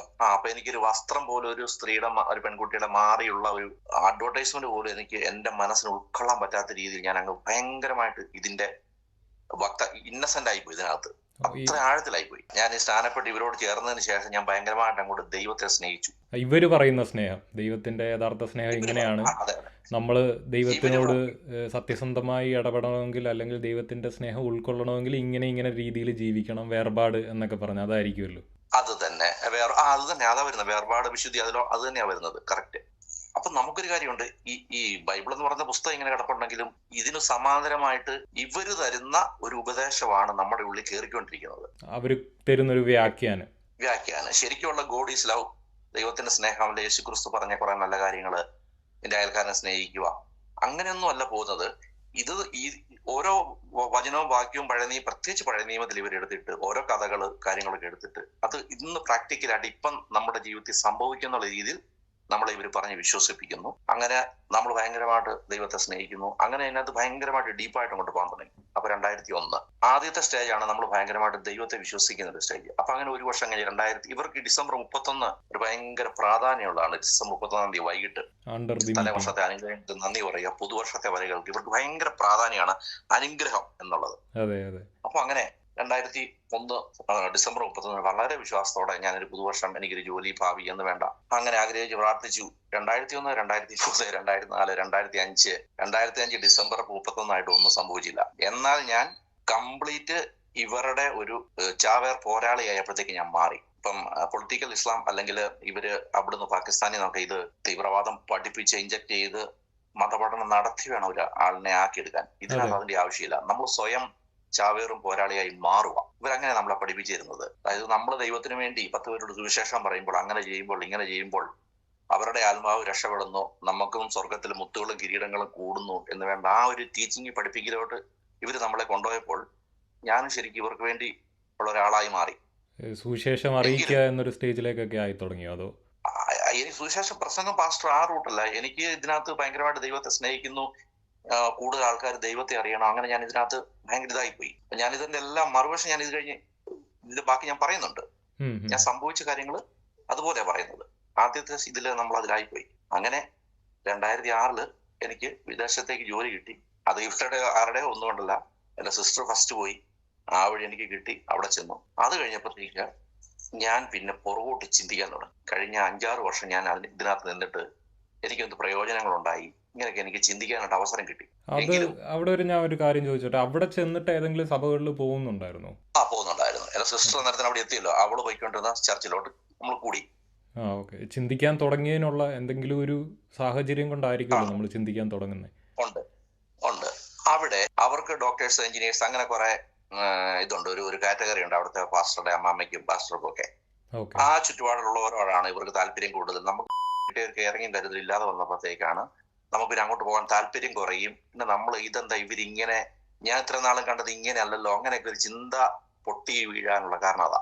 എങ്കിലും അസംതൃപ്തനായിരുന്നെങ്കിലും വല്ലപ്പോഴും മാസത്തിൽ ഒന്നൊക്കെ പോയി ഞാനത് കണ്ടിന്യൂ ചെയ്ത് അങ്ങനെ ഇങ്ങനെ തട്ടിമുട്ടിയും പോയി. 2017 ഞാൻ അവിടുന്ന് നിർത്തി നാട്ടി വന്നു. അത് ഞാനൊരു ഇംഗ്ലീഷ് രാജ്യത്തേക്ക് പോകാൻ വേണ്ടി വന്നതാ. വന്നു. ഞാൻ അവിടുന്ന് ആ ഇംഗ്ലീഷ് രാജ്യത്തേക്ക് പോയി. ഞാൻ അവിടെ ചെന്നപ്പോൾ എനിക്ക് മുൻപ് ഉണ്ടായിരുന്ന അബ്രോഡിലെ രാജ്യത്തിലെ ഒരു വീട്ടുകാര് എന്നെ ബലമായിട്ട് അവരുടെ അങ്ങോട്ട് ആ വീട്ടിലേക്ക് അക്കോമഡേഷൻ ഒക്കെ തന്നു. അവര് ഭയങ്കര തീവ്ര ബന്ധുക്കോസുകാര്. അവിടെയാണ് ഞാൻ തിരിച്ചറിവുണ്ടാകുന്നത്. മൺഡേ ടു ഫ്രൈഡേ, ഇനിയാണ് ഞാൻ കാര്യങ്ങൾ പറയാൻ പോകുന്നത്. ഇപ്പൊ എനിക്ക് തിരിച്ചറിവുകളൊക്കെ ഉണ്ടാകുന്ന അവിടെ വെച്ചായിരുന്നു. മൺഡേ ടു ഫ്രൈഡേ ഇംഗ്ലീഷ് രാജ്യങ്ങളിൽ മിക്കവാറും ഈ പിള്ളേരും ഹസ്ബൻഡും ജോലിക്കും പോകുന്നു, സ്കൂളിലും പോകുന്നു. മിക്കവാറും ഈ പെണ്ണുങ്ങളൊക്കെ സാറ്റർഡേ സൺഡേ ആയിരിക്കും ഡ്യൂട്ടി എടുക്കുന്നത്. കാരണം ഹസ്ബൻഡും പിള്ളേരും വീട്ടിലുണ്ടല്ലോ, പിന്നെ ചില പൈസ കൂടുതലും കിട്ടും. അപ്പൊ തന്നെ ഞങ്ങൾ താമസിച്ച ആ വീട്ടിലെ ആന്റി കൃത്യം, ആന്റിക്ക് നൈറ്റ് ഡ്യൂട്ടി ഉള്ള, ആഴ്ച 4 ഡ്യൂട്ടി ചെയ്യുന്നുള്ളൂ. ആന്റി കൃത്യം വെള്ളിയാഴ്ച 7 മണിയാകുമ്പോൾ ആന്റിയുടെ വീട്ടില് 7 മണി എന്നൊരു സമയമുണ്ടല്ലോ, ആന്റിയുടെ ആങ്ങളെയാണ് പാസ്റ്റർ, അവരുടെ സ്വന്തം സഭയാണ്. 7 മണി ഒരു സമയമുണ്ടെങ്കിൽ ഈ പറയുന്ന സകല ഫാമിലി അവിടെ വന്ന് മുട്ടുമടക്കിയിരിക്കണം. മധ്യസ്ഥ പ്രാർത്ഥന. ഒരു വെള്ളിയാഴ്ച ഈവനിങ് ആണ് അവർക്ക്, ഭാര്യയ്ക്കും ഭർത്താവിനും പിള്ളേർ കൂടെ ഒരുമിച്ച് അപ്പനും അമ്മയും മക്കളോട് കണ്ടുമുട്ടുന്നൊരു സമയം. അവർക്ക് അവരുടെ എൻജോയ്മെന്റോ അവരുടെ ഔട്ടിങ്ങോ ഒരു ഫുഡ് കഴിക്കാനോ പുറത്തോ അല്ല, ആ ഫാമിലി തന്നെ അവരെ തന്നെ വീട്ടിലിരിക്കാനൊന്നും ഇവർ സമ്മതിക്കത്തില്ല. ഇവിടെ വന്നിരിക്കണം. ശനിയാഴ്ച ഉപവാസ പ്രാർത്ഥന കമ്പൽസറി. പകൽ ആന്റിയുടെ വീട്ടില്, വൈകിട്ട് പാസ്റ്ററുടെ വീട്ടിൽ, ആന്റിയുടെ ആങ്ങളുടെ വീട്ടിൽ. ഞായറാഴ്ച അവിടെ ഹാളില് ആരാധന. അത് 1 മണി വരെയാണ്. പക്ഷെ ആ പാസ്റ്റർ 1:15, 1:20 വരെ പ്രസംഗം നീട്ടിക്കൊണ്ട് പോയിട്ട് പെട്ടെന്ന് എല്ലാവരും പടകിടന്ന് ഫുഡ് കഴിക്കും. ഈ നഴ്സുമാരെല്ലാം ആ പിള്ളേരെ കഴിപ്പിച്ച് അതുങ്ങളും കഴിച്ച് 2 മണിയാകുമ്പോ ആ നഴ്സുമാരെ അവരെല്ലാം ജോലിക്കും പോകും. എന്ന് പറഞ്ഞാൽ അവർക്ക് കുടുംബമായിട്ട് ഒരു ഫാമിലി ലൈഫ് ഇവർ ഈ പെന്തിക്കോസ് ഈ ആന്റി ആങ്ങളെ കൂടെ കൂടി കൊടുക്കുന്നില്ല. അവർക്ക് ആകെ കിട്ടുന്ന സമയങ്ങളായിരുന്നു ആ വീക്കെൻഡ്. ആ വീക്കെൻഡ് ഇവർ കവർന്നെടുത്തു. ഞായറാഴ്ച 2 മണിയോടുകൂടി അമ്മമാരെല്ലാം ജോലിക്കും പോയി. കാരണം ഹസ്ബൻഡും പിള്ളേർ വീട്ടിലുണ്ട്, അവർക്ക് ധൈര്യമായിട്ട് പോകാം, ഇച്ചിരി പൈസ കൂടുതലും കിട്ടും. അങ്ങനെയൊക്കെ എനിക്ക് ഇതിലൊക്കെ അന്നേരമാണ് എനിക്ക് ഇവരോട് ഞാൻ, കാരണം ആ വീട്ടിലായതുകൊണ്ട് ഇവരുടെ സംസാരങ്ങളെ കാര്യങ്ങളൊക്കെ ഞാൻ കേൾക്കാൻ ഇടവന്ന്. അവർ പറയാണ്, ൊക്കെ ആയിരുന്നെങ്കിൽ അല്ലെങ്കിൽ ദുഃഖത്തിലൊക്കെ ആണെങ്കിൽ പ്രാർത്ഥന വെച്ച് കഴിഞ്ഞാൽ എന്ത് മനുഷ്യരാണ് ഇടപ്രാർത്ഥനയ്ക്കും ഉപവാസ പ്രാർത്ഥനയ്ക്കും വരുന്നത്, ഇവിടെ എന്താ ഇങ്ങനെ ആരും വരാത്തത്? അപ്പൊ തന്നെ എന്റെ മനസ്സിൽ എനിക്ക് മനസ്സിലായി, അതെന്ന് പറഞ്ഞാൽ നമുക്ക് രാജ്യമെതിര്, പ്രകൃതിയെതിര്, സകലതും എതിര്. ഇവിടെ എന്ന് പറഞ്ഞാൽ PR വരെ എത്തിക്കഴിഞ്ഞാൽ ഒരുത്തനും ജോലിയില്ലാതെ, പട്ടിണിയില്ലാതെ, വീടില്ലാതെ ഇരിക്കത്തില്ല. ആ രാജ്യം, ആ ഗവൺമെന്റ് അവർക്ക് വേണ്ട എല്ലാ കാര്യങ്ങളും കൊടുക്കുമ്പോൾ കൂടുതലായിട്ട് ഇവർക്ക് ദൈവത്തെ വിളിക്കേണ്ട കാര്യമില്ല. അതാണ് സത്യം. അപ്പോ അങ്ങനെ ഞാൻ ഒത്തിരി കാര്യങ്ങൾ അവിടെ ഞാൻ ശ്രദ്ധിക്കാൻ തുടങ്ങി. അതായത് ഇവര് മറ്റുള്ളവരെ ചാക്കിട്ട് പിടിക്കുന്ന രീതികള്, ഇവരുടെ കൂടെ ആരെങ്കിലും വന്നു കഴിഞ്ഞാല് അവര് തിരിച്ച് പോയാൽ ഇവരതിന് പിന്മാറ്റം എന്നൊരു പേരിടുന്നു. പിന്നെ ഇവരുടെ ഉദ്ദേശം കർത്താവെ അവരെ സന്ദർശിക്കണേ. അവരെ സന്ദർശിക്കുക എന്ന് പറഞ്ഞ് ഇവരുദ്ദേശിക്കുന്നത് അവർക്ക് ആക്സിഡന്റ് ഉണ്ടായി കൈയും കാലും ഒടിഞ്ഞ് ഇങ്ങനെ കിടക്കുക. അപ്പത്തേക്ക് ഈ പറയുന്ന ആന്റി അങ്കിളും ഒക്കെ കൂടെ ചെല്ലുക, പ്രാർത്ഥിക്കുക, നിങ്ങൾ ദൈവഭാഗത്ത് മടങ്ങി വരണം, അങ്ങനെ അവരെ കൊണ്ടുവരുന്നു. ഇതൊക്കെയാണ് അവർ ഉദ്ദേശിക്കുന്ന സന്ദർശനം എന്ന് പറയുന്നത്. ദൈവം പിടിക്കുമെന്നൊക്കെ ഒരു പറച്ചിലൊക്കെ ഉണ്ട്. ദൈവം പിടിക്കുക, അതായത് സഹജീവികളോട് അവർക്ക് സ്നേഹമില്ല എന്നൊക്കെയുള്ള തിരിച്ചറിയാൻ എനിക്ക് ആ വീട്ടിൽ, കാരണം അവർ ഓപ്പറേറ്റ് ചെയ്യുന്നവരാ ഈ സംഭവം. അപ്പൊ ഞാൻ ഓടി ഉണ്ടല്ലോ, അങ്ങനെയാണ് എനിക്ക് ഇത്ര ഇത് അവരുടെ കൂടെ നിന്നാണ് ഞാൻ ഇത് മനസ്സിലാക്കിയത്. അവർ പറയുന്ന ആ പ്രാർത്ഥിക്കുന്ന ആത്മാർത്ഥയൊന്നും അവർക്കില്ല. പ്രാർത്ഥന കഴിഞ്ഞ പുറകെ അവര് ആടി ഉണ്ടാക്കാൻ ഞാൻ കണ്ടിട്ടുണ്ട്, എല്ലാവരും പോയ പുറകെ. ഈ പാസ്റ്റർ പറഞ്ഞ ആള് സ്വന്തം പെങ്ങള് അളിയും പറഞ്ഞാൽ പോലും ഒരു തരിക്കൂല, അയാൾ താന്നു കൊടുക്കത്തില്ല. ഞാൻ അത് കണ്ടിട്ടുണ്ട്. ഇവരുടെ വാക്കും പ്രവർത്തിയും തമ്മിലൊരു ബന്ധമില്ല. ഇതൊക്കെ ഞാൻ മനസ്സിലാക്കാൻ തുടങ്ങി മൊത്തത്തിൽ. അപ്പൊ ഞാൻ ബാക്കിലോട്ടെ ഉൾപ്പെടെ ഞാനിന്ന് ചിന്തിച്ചപ്പം ഈ ആന്റി ചെയ്യുന്നൊരു കാര്യമുണ്ട്. അവിടെ വരുന്ന സകലർക്കും ഭക്ഷണം കൊടുക്കും, അല്ലാതെ കൊണ്ട് ഭക്ഷണം കൊടുക്കും, ഇവരുടെ അവശതകളിൽ കൊണ്ട് ഭക്ഷണം കൊടുക്കും. ഈ ഫുഡ് എന്ന് പറഞ്ഞൊരു കുടുക്ക. നമ്മൾ ഒരിക്കലും കുടുക്കിനകത്ത് വീണ് കഴിഞ്ഞാൽ നമ്മൾ ആ വ്യക്തിയെ ഭയങ്കരമായിട്ട് സ്നേഹിക്കും. നമ്മളെ ഒരു വിധേയത്വം ഉണ്ടാക്കിയെടുക്കാനായിട്ടാണ് ഇവരുടെ ഈ ഒരു സ്നേഹവും. ഇപ്പം അവരെനിക്ക് ഇത്രയും ഫുഡ് തന്നില്ലേ, അല്ലെങ്കിൽ നേരത്തെ പറഞ്ഞു പോയിട്ട് എനിക്ക് ജോലിയില്ലാതിരുന്നപ്പോൾ അവർ പൈസ തന്നില്ലേ, അപ്പോൾ പിന്നീട് അതവർ മുതലെടുക്കാൻ തുടങ്ങും പയ്യെ. എന്താണ് വരാത്തത്, പിന്നെ ഒരു ആധിപത്യം പോലാകും, സംസാരങ്ങളൊക്കെ അങ്ങനായി മാറും. അതെനിക്ക് പുള്ളി ആ 4.5 മാസം എനിക്ക് ചെലവ് തന്നപ്പോ തന്നെ പുള്ളി ആ ആധിപത്യം എടുത്ത്, ആ ആധിപത്യത്തിലെ പുള്ളിയോട് പറഞ്ഞത് കേട്ടോ. അന്ന് ദൈവത്തിന്റെ കൽപ്പന അനുസരിച്ച് ദൈവം മാനിക്കും എന്ന് പറഞ്ഞതും പിന്നീട് അങ്ങോട്ട് പുള്ളി എന്നോട് ആ പണ്ടത്തെ റെസ്പെക്റ്റിലല്ലായിരുന്നു, ആധിപത്യത്തിലാണ് സംസാരിച്ചത്. ഓക്കെ, അപ്പൊ നമ്മുടെ ഈ ഇംഗ്ലീഷ് രാജ്യത്ത് പോയി ഈ ഒരു കാര്യങ്ങൾ കണ്ടു, കേട്ടു, കാര്യങ്ങൾ മനസ്സിലാക്കി. അതിനുശേഷം കോവിഡ് വന്ന് ലോക്ക്ഡൌൺ ആയി അവിടെ ഇരിക്കുക. ആ സമയത്ത് ഞാൻ കണ്ട കാര്യമാണ്, നഴ്സിംഗ് സ്കൂളിൽ പഠിക്കുന്ന സ്റ്റുഡന്റുകൾ നമ്മുടെ നാട്ടിൽ നിന്ന് വന്നിരിക്കുന്ന അങ്ങനെയുള്ളവരൊക്കെ ഇവര് പോയി കണ്ട്, പ്രത്യേകിച്ച് മീൻകറി കൊടുത്ത് ഇവർക്കൊരു സ്വാധീനമുണ്ട്. മീൻകറി കൊടുക്കുക എന്ന് പറയും. പ്രത്യേകിച്ച് പെണ്ണുങ്ങളാകുമ്പോൾ നേഴ്സുമാർ പെണ്ണുങ്ങൾ എന്ന് പറയുമ്പോൾ പൊതുവെ എനിക്കൊന്ന് സ്ത്രീകൾക്ക് മീൻകറിയോട് താല്പര്യം കൂടുതലാന്ന് എനിക്ക് തോന്നിയിട്ടുണ്ട്. ഇവർ ആ മീൻകറി കൊടുത്ത് പാസ്റ്ററോട് ചെന്ന് ആ പിള്ളേരെ എല്ലാം സ്വാധീനിച്ച് എന്താണെന്ന് വെച്ചാൽ നാളെ എന്തായാലും അവർ രക്ഷപ്പെടും. അവർ രക്ഷപ്പെട്ട് ലോകത്തിന്റെ ഏത് ഭാഗത്ത്, അത് ബാംഗ്ലൂരല്ല അതുപോലെയുണ്ട് നഴ്സിംഗ് കോളേജുകള്, സ്കൂളുകള്, ഇവർ എന്ന് സ്നേഹിച്ച് വേണ്ടതെല്ലാം കൊടുത്ത്. അതിന്റെ ഗുണം എന്താണെന്ന് വെച്ചാൽ ഇവർ ലോകത്തിന്റെ ഏത് ഭാഗത്ത് പോയി രക്ഷപ്പെട്ടാലും ഫസ്റ്റ് സാലറി 2 ലക്ഷം രൂപ ഇവർക്കുള്ളതാണ്. അത് അവർ അയച്ചു കൊടുത്തിരിക്കും. അതിനോടൊപ്പം ആ പെൺപിള്ളേര് പറഞ്ഞ് എത്രയോ കുടുംബങ്ങൾ അപ്പനും അമ്മയുടെ നാട്ടിൽ പറഞ്ഞ് അവരോട് കൂടി അങ്ങനെ ഇവരുടെ ഈ മാർഗത്തിൽ വന്നിട്ടുമുണ്ട് ഒരുപാട് പേര്. പിന്നെ ഫ്രീ മാർക്കറ്റിംഗ് ആണ്. ഇപ്പം ഞാനാണെങ്കിലും, ഇപ്പം ഞാൻ ആ പുള്ളിക്കാരി ആണെങ്കിൽ അടുത്ത ദിവസം ഒരിടത്ത് വെച്ച് ആരെങ്കിലും കാണുമ്പോൾ എത്ര പിള്ളേരെൻ്റെ വീട്ടിൽ വന്നേക്കുന്നു, ഞാൻ കറി വെച്ച് കൊടുത്തേക്കുന്നു, അവരെല്ലാം ഇപ്പോൾ UK, അമേരിക്ക, അങ്ങനെ ഇങ്ങനെയെന്ന് മാർക്കറ്റ് ചെയ്ത് നമുക്കിങ്ങനെ പറയുകയും ചെയ്യാം. എന്ന് വെച്ചാൽ നമ്മുടെ അടുക്കെ വരുന്നവരെല്ലാം അനുഗ്രഹം പ്രാപിക്കുവാണ്. അത് കറക്റ്റാ പറഞ്ഞത്. ഇവര് ആ കറക്റ്റ് ആവശ്യങ്ങളിൽ ഇവരെ സ്വാധീനിച്ച്, അതുപോലെ ആദ്യ കാലങ്ങളിൽ അങ്ങനെയുള്ള വരുന്ന രാജ്യങ്ങളുള്ള പെൺപിള്ളേർ, അങ്ങനെ പിള്ളേർ സ്റ്റുഡന്റ് പിള്ളേര് ഫസ്റ്റ് അസൈൻമെന്റ് എങ്ങനെ പോയാലും ഇവര് ഏതെങ്കിലും ഭാഗത്തല്ല ഇവർ തോറ്റുപോകും. ആദ്യത്തെ സെമസ്റ്റർ, രണ്ടാമത്തെ ഇടയ്ക്ക് ഇവിടെ ഇട്ട് തോപ്പിക്കും. അറിയാലോ, ഒരു വാക്ക് നമ്മൾ വേറെ ആളുടെ കോപ്പി വന്ന് ഗൂഗിളിൽ നിന്ന് കിട്ടിയെന്ന് കണ്ടാൽ അന്നേരം അവിടെ തോപ്പിക്കും. ആ സമയത്തല്ല ഇവർ പിടിച്ചു വെച്ച് പ്രാർത്ഥിക്കുക എന്ന് പറയുന്നത്. പക്ഷെ ഇതിനകത്ത് സ്വാഭാവികമാണ്, അടുത്ത പ്രാവശ്യം അവർ ജയിക്കും, അത് വേറെ കാര്യം. കാരണം അവർ ഹാർഡ് വർക്ക് ചെയ്യും. അവിടെ മുതല് പിന്നെ വിസയായി, ജോലിയായി, ഹസ്ബൻഡിന്റെ പിള്ളേരെ കൊണ്ടുവന്നു, പിന്നെ ഒരു വീട് വാടകയ്ക്ക് എടുത്തു, വണ്ടി, ഇത്രയും കാര്യങ്ങൾ ഇവരുടെ ഇവിടെ പ്രാർത്ഥിച്ചാണ് കിട്ടിയതെന്ന് ഇവരൊരു ധാരണ ഉണ്ടാക്കിയെടുക്കും അവരിൽ, വിശ്വാസികളിൽ. അത് ഇവർക്ക് PR-ആയി. അപ്പം PR ഒക്കെ കഴിയുമ്പോൾ പിന്നെ സാധാരണ വിശ്വാസികളൊക്കെ ഇച്ചിരി ലേസിയാകും, പുറകോട്ടാകും, വെള്ളിയാഴ്ച വന്നെന്ന് വരത്തില്ല. അപ്പൊ അന്ന് ആരാണോ, ഞാനത് പ്രത്യേകം ശ്രദ്ധിച്ചിരുന്നു, അന്ന് ആരാണോ വരാത്തത് ആ വ്യക്തിയെ തുടങ്ങുന്നതിന് മുമ്പ് ഒരു ജാഗരണം ഉണ്ട്. അതിനകത്ത് ഈ ഭാഷ കൃത്യമായിട്ട് പറയും. ഇവിടെ ഓരോരുത്തർ മുമ്പ് ഈ പറഞ്ഞ അതില്ലായിരുന്നപ്പോൾ ഞങ്ങൾ വേണമായിരുന്നു പ്രാർത്ഥിക്കാൻ, ഇന്നല്ല ആയി കഴിഞ്ഞപ്പോൾ. അപ്പൊ നമുക്കറിയാം, അത് ഉദാഹരണത്തിന് ഡിക്സനെ അല്ലെങ്കിൽ സോണിയെ ഫാമിലിയെ പറയുന്നത് നമുക്ക് കൃത്യമായിട്ട് മനസ്സിലാവും. പിന്നെ അവർക്ക് നിർബന്ധമാണ് ദിവസങ്ങളിൽ കണ്ണടച്ചിരിക്കണം, അവരുടെ ഡ്രസ് കോഡ്, അങ്ങനെ കുറെ കാര്യങ്ങളൊക്കെ ഉണ്ടല്ലോ. അങ്ങനെ കുറെ കാര്യങ്ങൾ ഞാൻ ഇതിൽ നിന്ന് പഠിച്ചു. അപ്പൊ ഞാൻ മനസ്സിലാക്കിയ ഒരു കാര്യമാണ്, തൊട്ട് എന്റെ അനുഭവത്തിൽ ഞങ്ങളുടെ ഒരു കാര്യമാണ്, ഇവര് ഞായറാഴ്ചത്തെ പ്രാർത്ഥന കഴിഞ്ഞാൽ പിന്നെ നമ്മള് വെറുതെ വിടത്തില്ല. അതിന്റെ ഇടയ്ക്ക് ഒരു ബുധനാഴ്ച കോട്ടയം മീറ്റിംഗ് ഉണ്ട്, വ്യാഴാഴ്ച വെള്ളിയാഴ്ച ഒക്കെ ആയിട്ട് ഉപവാസ പ്രാർത്ഥന, ശനിയാഴ്ച പോയിട്ടൊരു നാളത്തേക്കുള്ള ഒരുക്ക പ്രാർത്ഥന, അങ്ങനെ അതിന്റെ ഇടയ്ക്ക് ഒരു സഹോദരി മീറ്റിംഗ്, ലേഡീസ് മീറ്റിംഗ്, അങ്ങനെ ഞാൻ കണക്കൂട്ടി നോക്കിയപ്പോൾ ഈ സൺഡേ കഴിഞ്ഞാൽ അടുത്ത സൺഡേക്കുള്ളിൽ ഇവർ 5 പ്രാവശ്യം നമ്മുടെ ഉള്ളിലേക്ക് ഈ വിഷം ഇഞ്ചക്ട് ചെയ്യുന്നുണ്ട്. പല പല മീറ്റിങ്ങുകളായിട്ട്. അങ്ങനെ വരുമ്പോഴുള്ള ഇവരുടെ ഗുണം എന്താണെന്ന് ചോദിച്ചാല്, നമ്മള് ഒരു സ്വാഭാവിക മനുഷ്യൻ എന്നുള്ള നിലയിലോട്ട് പോകത്തില്ല, പകരം ഈ മതഭ്രാന്തിന് അടിമയായിട്ട് നിൽക്കും. ഇതൊക്കെ ഞാൻ അവിടെ വെച്ച് മനസ്സിലാക്കിയ ഒരു കാര്യമാണ്. ഇവരത് പിടിക്കുന്നുണ്ട്. ഞാനത് മനസ്സിലാക്കി. ഈ വിശ്വാസികള് മറ്റുള്ള മനുഷ്യരുമായിട്ട് സാധാരണ മനുഷ്യരുമായിട്ട് സംസാരിക്കുമ്പോൾ ഇവർക്ക് എന്താ പറയുക, വകതിരിവ് വരരുത്.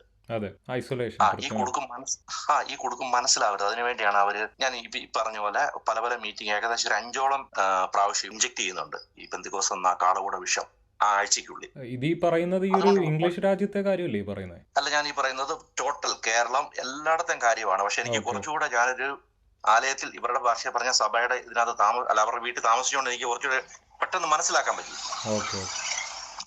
അന്നേരമാണ് ഞാൻ പ്രൊവൈഡ് ചെയ്യുന്നത്. ഇപ്പൊ ആയിരുന്നപ്പോഴും അത്രയും കഷ്ടപ്പാടിനിടയ്ക്കും നമ്മൾ ഈ പറയുന്ന ഇവരുടെ ഒരു 3-4 പ്രാവശ്യമെങ്കിലും നമ്മൾ ഈ കുത്തു വാങ്ങിക്കാൻ, ഇഞ്ചക്ഷൻ വാങ്ങിക്കാൻ ചെല്ലുമായിരുന്നു അവിടെ. ഒരുക്ക പ്രാർത്ഥനയായിട്ടും ഉപവാസ പ്രാർത്ഥനയായിട്ടും അതായിട്ട് ഇതായിട്ടും.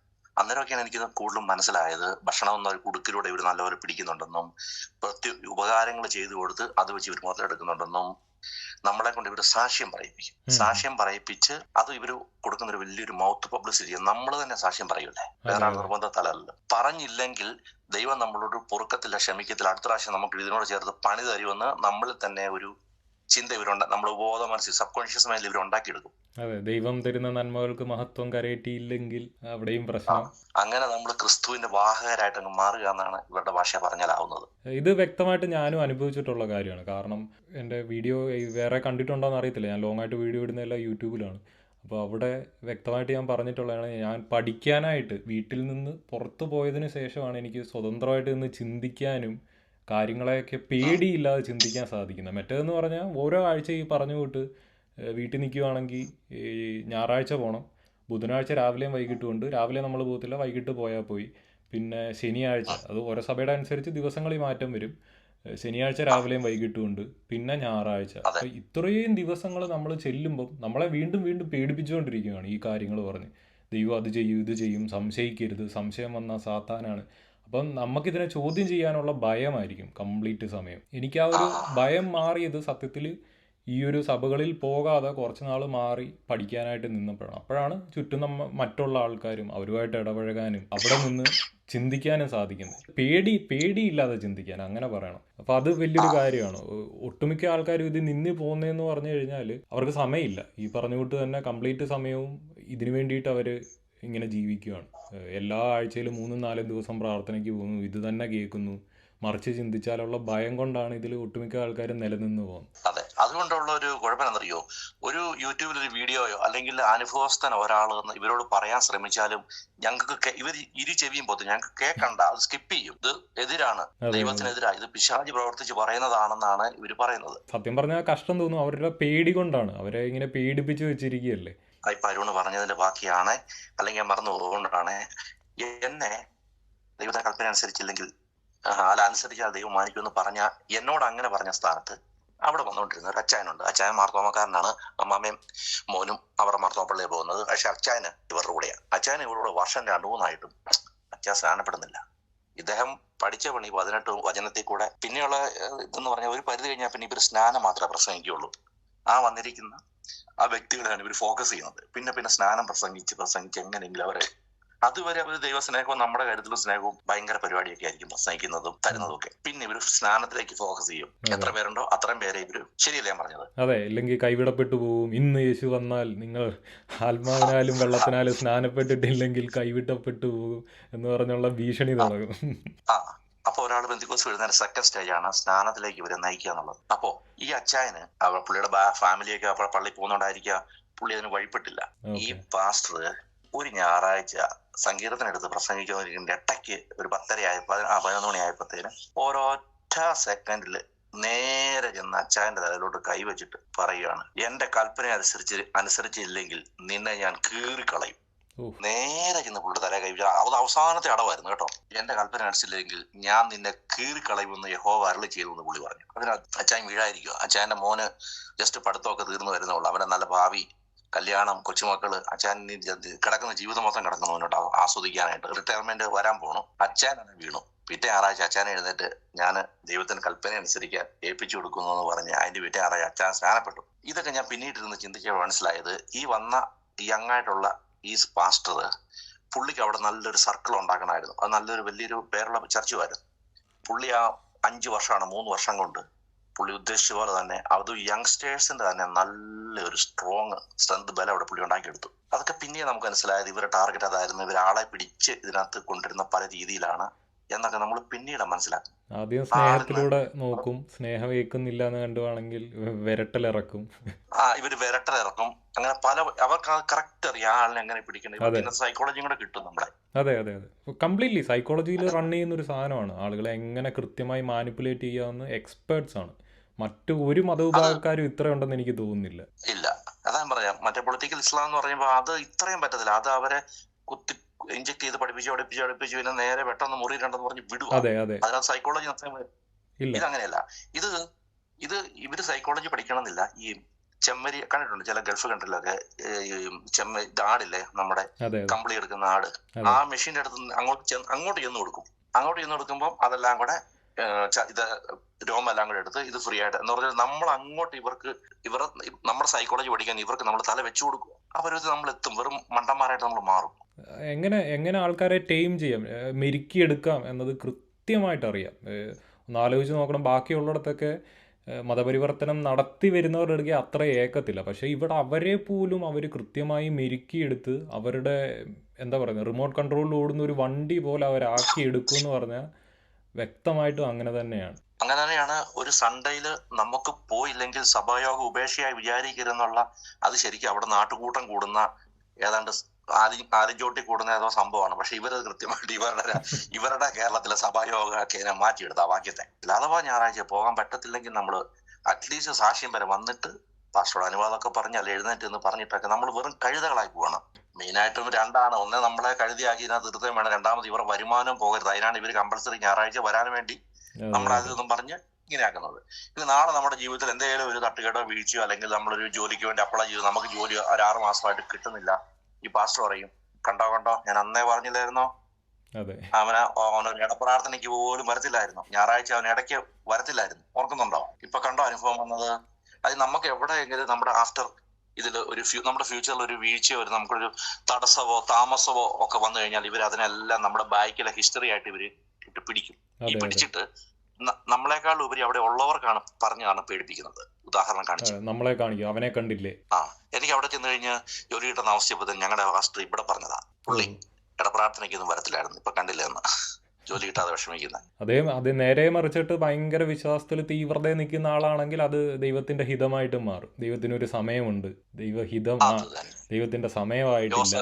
യോസേപ്പ് 14 വർഷം കാത്തിരുന്നു, അബ്രഹാം 40 വർഷം കാത്തിരുന്നു, ദൈവത്തിന്റെ സമയമായിട്ടില്ല, കുറച്ചുകൂടെ നമ്മുടെ കുറവുകളെ നമ്മൾ ദൈവത്തിൽ ഏറ്റു പറയണം എന്നും പറഞ്ഞ് അവരതിനെ, അല്ലെങ്കിൽ വിശ്വാസത്തില് ആ ഒരു തീവ്രതയിൽ എത്തിയിട്ടില്ല. എല്ലാത്തിനും ഒരു ന്യായീകരണം ഉണ്ട്, അതാണ് തമാശ. എല്ലാത്തിനും ഒരു ന്യായീകരണം ഉണ്ട് അവർക്ക്. എന്നാൽ നമുക്ക് അപ്രതീക്ഷിതമായിട്ട് ലോട്ടറി അടിക്കുന്ന പോലെ കാര്യങ്ങൾ ശരിയായാൽ നമ്മളെ ഭയങ്കരമായിട്ട് ദൈവം അനുഗ്രഹിച്ചാണെന്നും പറഞ്ഞുകൊണ്ട് നമ്മളെ കൊണ്ട് സാക്ഷ്യം സ്വയം പറയിപ്പിച്ച് എങ്ങനെ പോയാൽ ഇതിനകത്തൊരു മാർക്കറ്റിംഗ് ഇവർ നന്നായിട്ട് ഭംഗിയായിട്ട് ചെയ്യുന്നുണ്ട്. രക്ഷപ്പെട്ടവരുടെ സാക്ഷ്യം എല്ലാവരും അറിയുന്നു. ഇതിനകത്ത് നിരാശപ്പെട്ട് ജീവിതം മനം മടുത്ത് നിരാശയുടെ പടുകുഴിയിൽ കിടക്കുന്ന അതിനേക്കാളും ബഹുഭൂരിപക്ഷം ആൾക്കാരുണ്ട്. 1% രക്ഷപ്പെട്ടു, 3/4% പിന്തള്ളപ്പെട്ടു പോയി. കാരണം അവർക്ക് ഇനി എന്ത് ചെയ്യണമെന്ന് അറിയത്തില്ല. ആ മനുഷ്യരെ കുറിച്ച് ഇവരാരും പറയുന്നുമില്ല, ഇവരാരും അറിയുന്നുമില്ല, എവിടെയും കേൾക്കത്തില്ല. ഇപ്പൊ നല്ല 1-2 ഉണ്ടെങ്കിൽ അതിനെ എടുത്തു വെച്ച് മാർക്കറ്റ് ചെയ്യും. അത് വെച്ചിട്ട് അവരാളെ പിടിക്കും. 10 പേര് വന്നാൽ ഒരാൾ എന്തായാലും രക്ഷപ്പെടും. ആ ആളെ വെച്ചിട്ട് വീണ്ടും മാർക്കറ്റ് ചെയ്യും. ഇതാണ് ഇവരുടെ ഒരു ബേസിക് ബിസിനസ് എന്ന് തന്നെയാണ് പറയേണ്ടത്. കസ്റ്റമറായിട്ട് തന്നെ കാണുന്നത്. പിന്നെ ഞാൻ കോവിഡ് കാലത്ത് അവിടെ ഇരുന്നപ്പോഴും പിന്നെ ഞാൻ ഫസ്റ്റ് ചാർട്ടേഡ് ഫ്ലൈറ്റ് ആയപ്പോൾ ഞാൻ നാട്ടിലോട്ട് പോകുന്നപ്പോഴും ഒക്കെ എനിക്ക് ഒരുപാട് കാര്യങ്ങൾ തിരിഞ്ഞ് ചിന്തിക്കാനും നമ്മുടെ ചുറ്റുമുള്ള പല കാര്യങ്ങൾ കാണാനൊക്കെ ഇടയായപ്പോഴും എനിക്ക് മനസ്സിലായത്. പിന്നെ എൻ്റെ ജീവിത അനുഭവങ്ങൾ എനിക്ക് കുറെ ഉണ്ട്.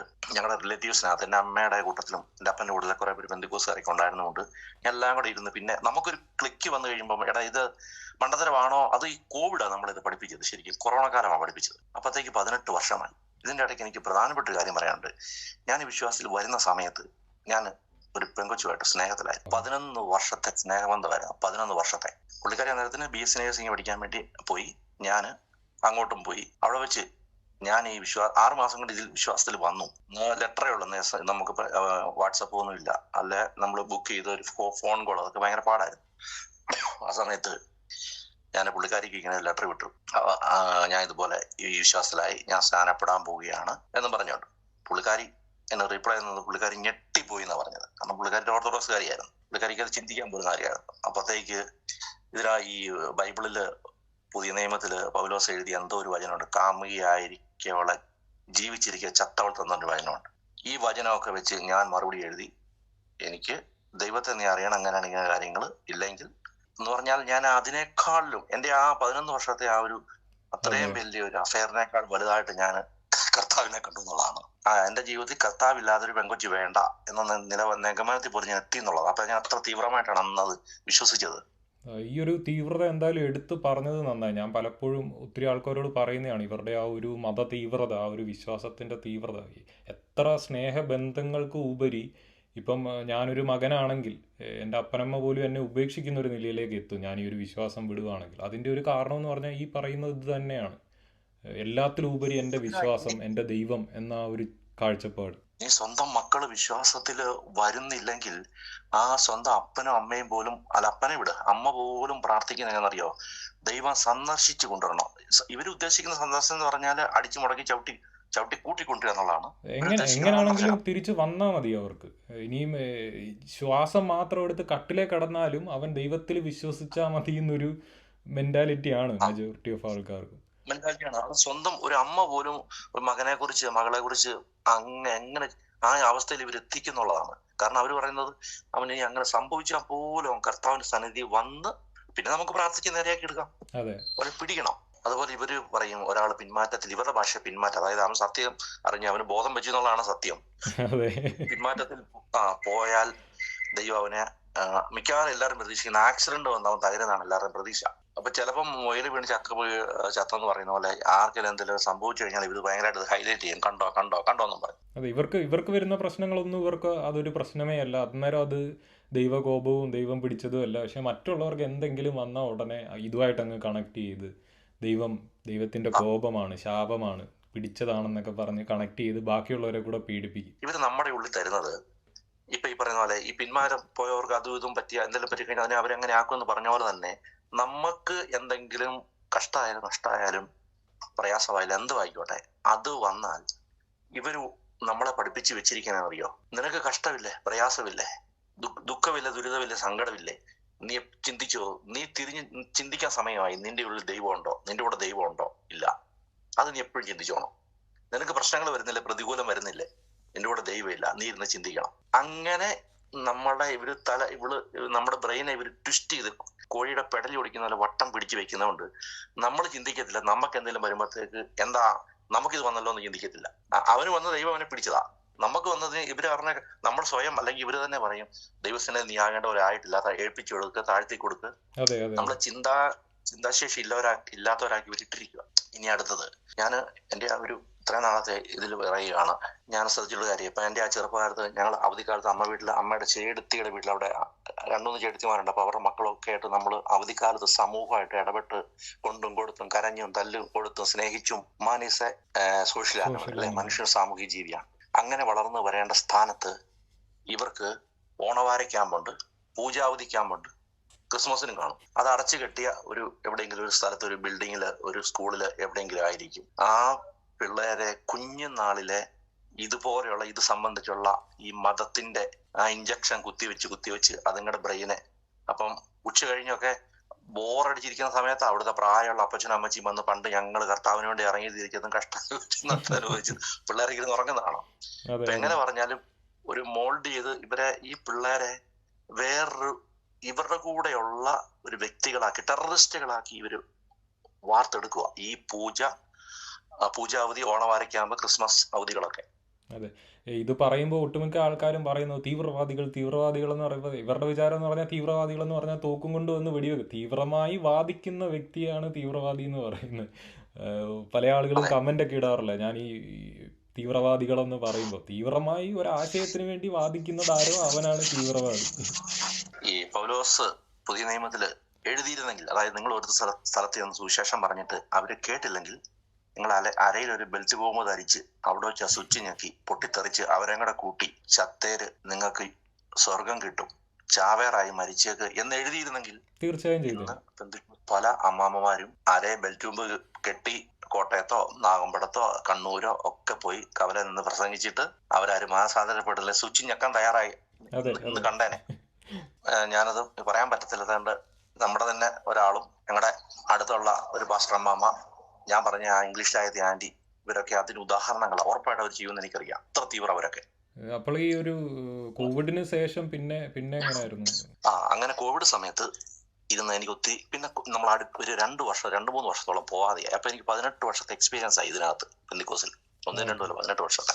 അപ്പോഴാണ് ഞാൻ ഇങ്ങനെ ഇരുന്ന് ഇത് ഓരോന്നും ചിന്തിക്കാൻ തുടങ്ങിയത്. നമ്മള് ഭൂമി വിട്ട് ശൂന്യാകാശത്ത് പോയിന്നാൽ ശരിക്കും നമുക്ക് ഭൂമിയെ പഠിക്കാൻ പറ്റത്തുള്ളൂ. ഇന്റർനാഷണൽ സ്പേസ് സെന്ററിൽ കയറിയാലാണ് കുറച്ചുകൂടെ ഭൂമിയെ പഠിക്കാൻ പറ്റുന്നത്, പുറത്തുനിന്ന് കാണുകയും പഠിക്കുകയും ചെയ്യുന്ന ഒരു അവസ്ഥ. അതെ, അങ്ങനെ ഞാൻ ഇതിൽ നിന്ന് മാറി. കാരണം പോകാൻ അവസരം ഇല്ലാഞ്ഞുകൊണ്ടും പിന്നെ മനസ്സ് മടുത്തുകൊണ്ടും ഞാൻ ഇത് മനസ്സുകൊണ്ട് പൂർണ്ണമായും വിട്ടുകൊണ്ട് ഞാൻ ഇതിനെക്കുറിച്ച് പഠിക്കാനും ഈ പഴയ കാലങ്ങളിൽ നമുക്കുണ്ടായ അനുഭവങ്ങളും മറ്റുള്ളവർക്കുണ്ടായ അനുഭവങ്ങളും എന്ന് വേണ്ട ഇങ്ങനെ പിന്നെ ഞാൻ ഇതിലോട്ടൊന്ന് റിസർച്ചിന് പോയി. എന്തുകൊണ്ടെന്ന് വെച്ചാൽ, ഫസ്റ്റ് ഞാൻ അന്നത്തെ അത്രയും തീവ്രമായി ഞാൻ ദൈവത്തെ സ്നേഹിച്ച ആ അളവിൽ നിന്ന് മുന്നോട്ട് പോയി ഞാൻ തിരിഞ്ഞു നോക്കിയപ്പോൾ എൻ്റെ കൂടെ ഉള്ളവരൊക്കെ പള്ളിയിലും അല്ലെങ്കിൽ ഹിന്ദു സഹോദരങ്ങളായിട്ടും ആരും ആയിക്കോട്ടെ, എൻ്റെ കൂട്ടുകാർ, അവരൊക്കെയും അവർ ഉദ്ദേശിച്ച ഡെസ്റ്റിനേഷനിൽ അവരെത്തി, അവരൊക്കെ രക്ഷപ്പെട്ടു. ഞാനിപ്പോഴും ഏകദേശം അതുപോലൊക്കെ തന്നെ നിൽക്കുകയാണ്. കുറച്ചുകൂടെ ഞാൻ ഇതിനകത്തായി പോയെന്നല്ലാതെ. അങ്ങനെ വന്നപ്പോഴത്തേക്ക് അവിടെയാണ് നമുക്ക് ഫസ്റ്റ് നമുക്ക് മനസ്സിൽ സങ്കടം വരാൻ തുടങ്ങുന്നത്. ആ സങ്കടം പിന്നെ നമുക്ക് നിരാശയായിട്ട് മാറുമ്പോൾ നമ്മൾ ഒന്നുകിൽ നമ്മുടെ കൂട്ടുകാരോ അല്ല അതുപോലെ നമുക്കൊരു ഫ്രണ്ട്ഷിപ്പുള്ള പാസ്റ്ററോ ഇങ്ങനെയുള്ളവരെല്ലാം നമ്മൾ ഈ വേദനകൾ, നമ്മൾ സങ്കടങ്ങൾ, ദൈവത്തോടുള്ള സങ്കടങ്ങൾ പറയാൻ തുടങ്ങും. അവിടെയൊന്നും പരിഹാരമില്ല. അങ്ങനെ പിന്നെ നമുക്ക് തിരിച്ചറിവുണ്ടായി നമ്മൾ ചിന്തിക്കും. അങ്ങനെ ചിന്തിച്ച് ഞാൻ പോകുന്നത് നേരെയാണെങ്കിൽ അരുൺ പോകുന്നത് വളഞ്ഞായിരിക്കും. എനിവേ, നമ്മൾ പല വഴിക്ക് നമ്മുടെ ജീവിതാനുഭവങ്ങൾ ഒരു 10 വർഷം കഴിയുമ്പോൾ വഴി പലതാണെങ്കിലും അവസാനം നമ്മൾ എത്തുന്ന ഒറ്റ ഡെസ്റ്റിനേഷനിലാണ്, ദൈവമില്ല എന്ന അവസ്ഥയിൽ.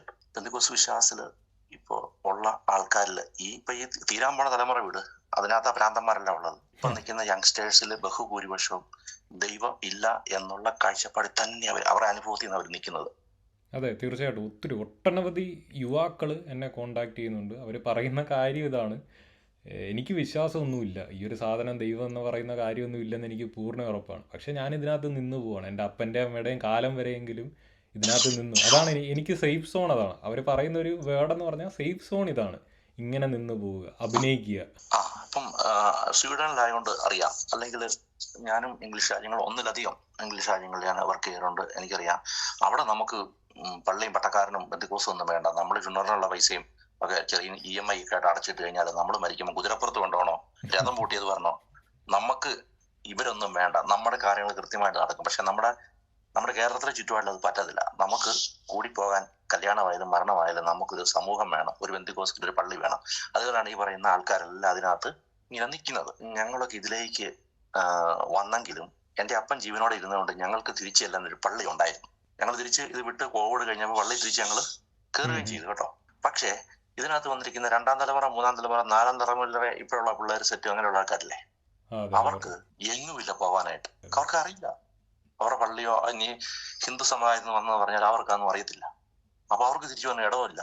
അവരെ കിടന്ന് ഭയങ്കരമായിട്ട് ഒരിക്കലും ഒരു കുടുംബം, അതെങ്ങനെയാ വെച്ചാൽ ഈ സാധാരണ സുറിയാനി ക്രിസ്ത്യാനികളുടെ കുടുംബത്തില് ഇവർ വന്ന് സംശയത്തിന്റെ വിത്തിട്ട് തരും. മാതാവിനോട് പ്രാർത്ഥിക്കുന്നത് ശരിയാണോ, മരിച്ചവരോട് പ്രാർത്ഥിക്കുന്നത് ശരിയാണോ, ജീവിത സഹത ഉണ്ടോ എന്നാൽ അതേ സ്ഥാനത്ത് ഇപ്പം മലപ്പുറത്ത് പോയി മുസ്ലിം സഹോദരങ്ങളുടെ ഇടയ്ക്ക് പറഞ്ഞ് മനസ്സിലാക്കി വിശ്വാസത്തിലേക്ക് കൊണ്ടുവരാൻ ഭയങ്കര പാടാണ്. അതിന് എളുപ്പമാണ് സംശയത്തിന്റെ വിത്ത് നമ്മുടെ മനസ്സിൽ ഇട്ട് തരുന്നത്. അത് കൃത്യമായിട്ട് അവർ ചാക്കിട്ട് അത് പിടിച്ച് അവരതിനകത്ത് കൊണ്ടുവരും.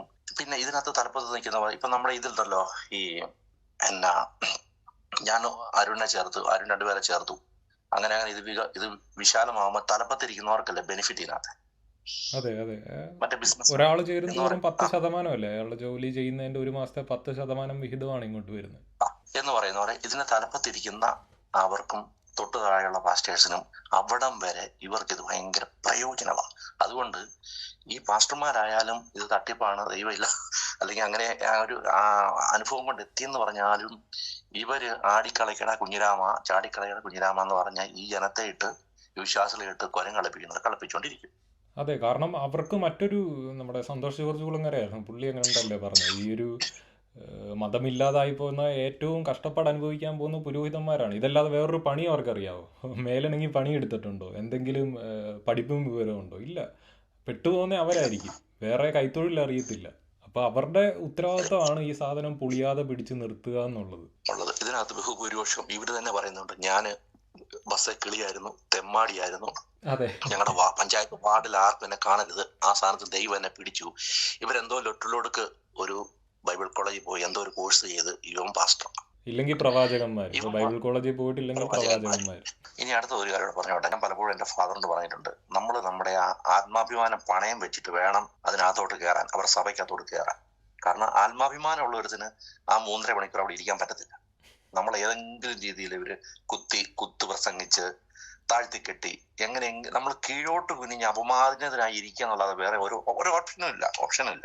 ഞാൻ എന്റെ ഫാദറിനോട് പറയാറുണ്ട്, എന്റെ ഫാദറിനും വന്നു പോയെങ്കിലും പിന്നീടൊന്നും വലിയ വിശ്വാസമൊന്നും ഇല്ലായിരുന്നു. ഫാദർ അങ്ങ് അനുസരിച്ച് പോയി എന്നുള്ളതേ ഉള്ളൂ.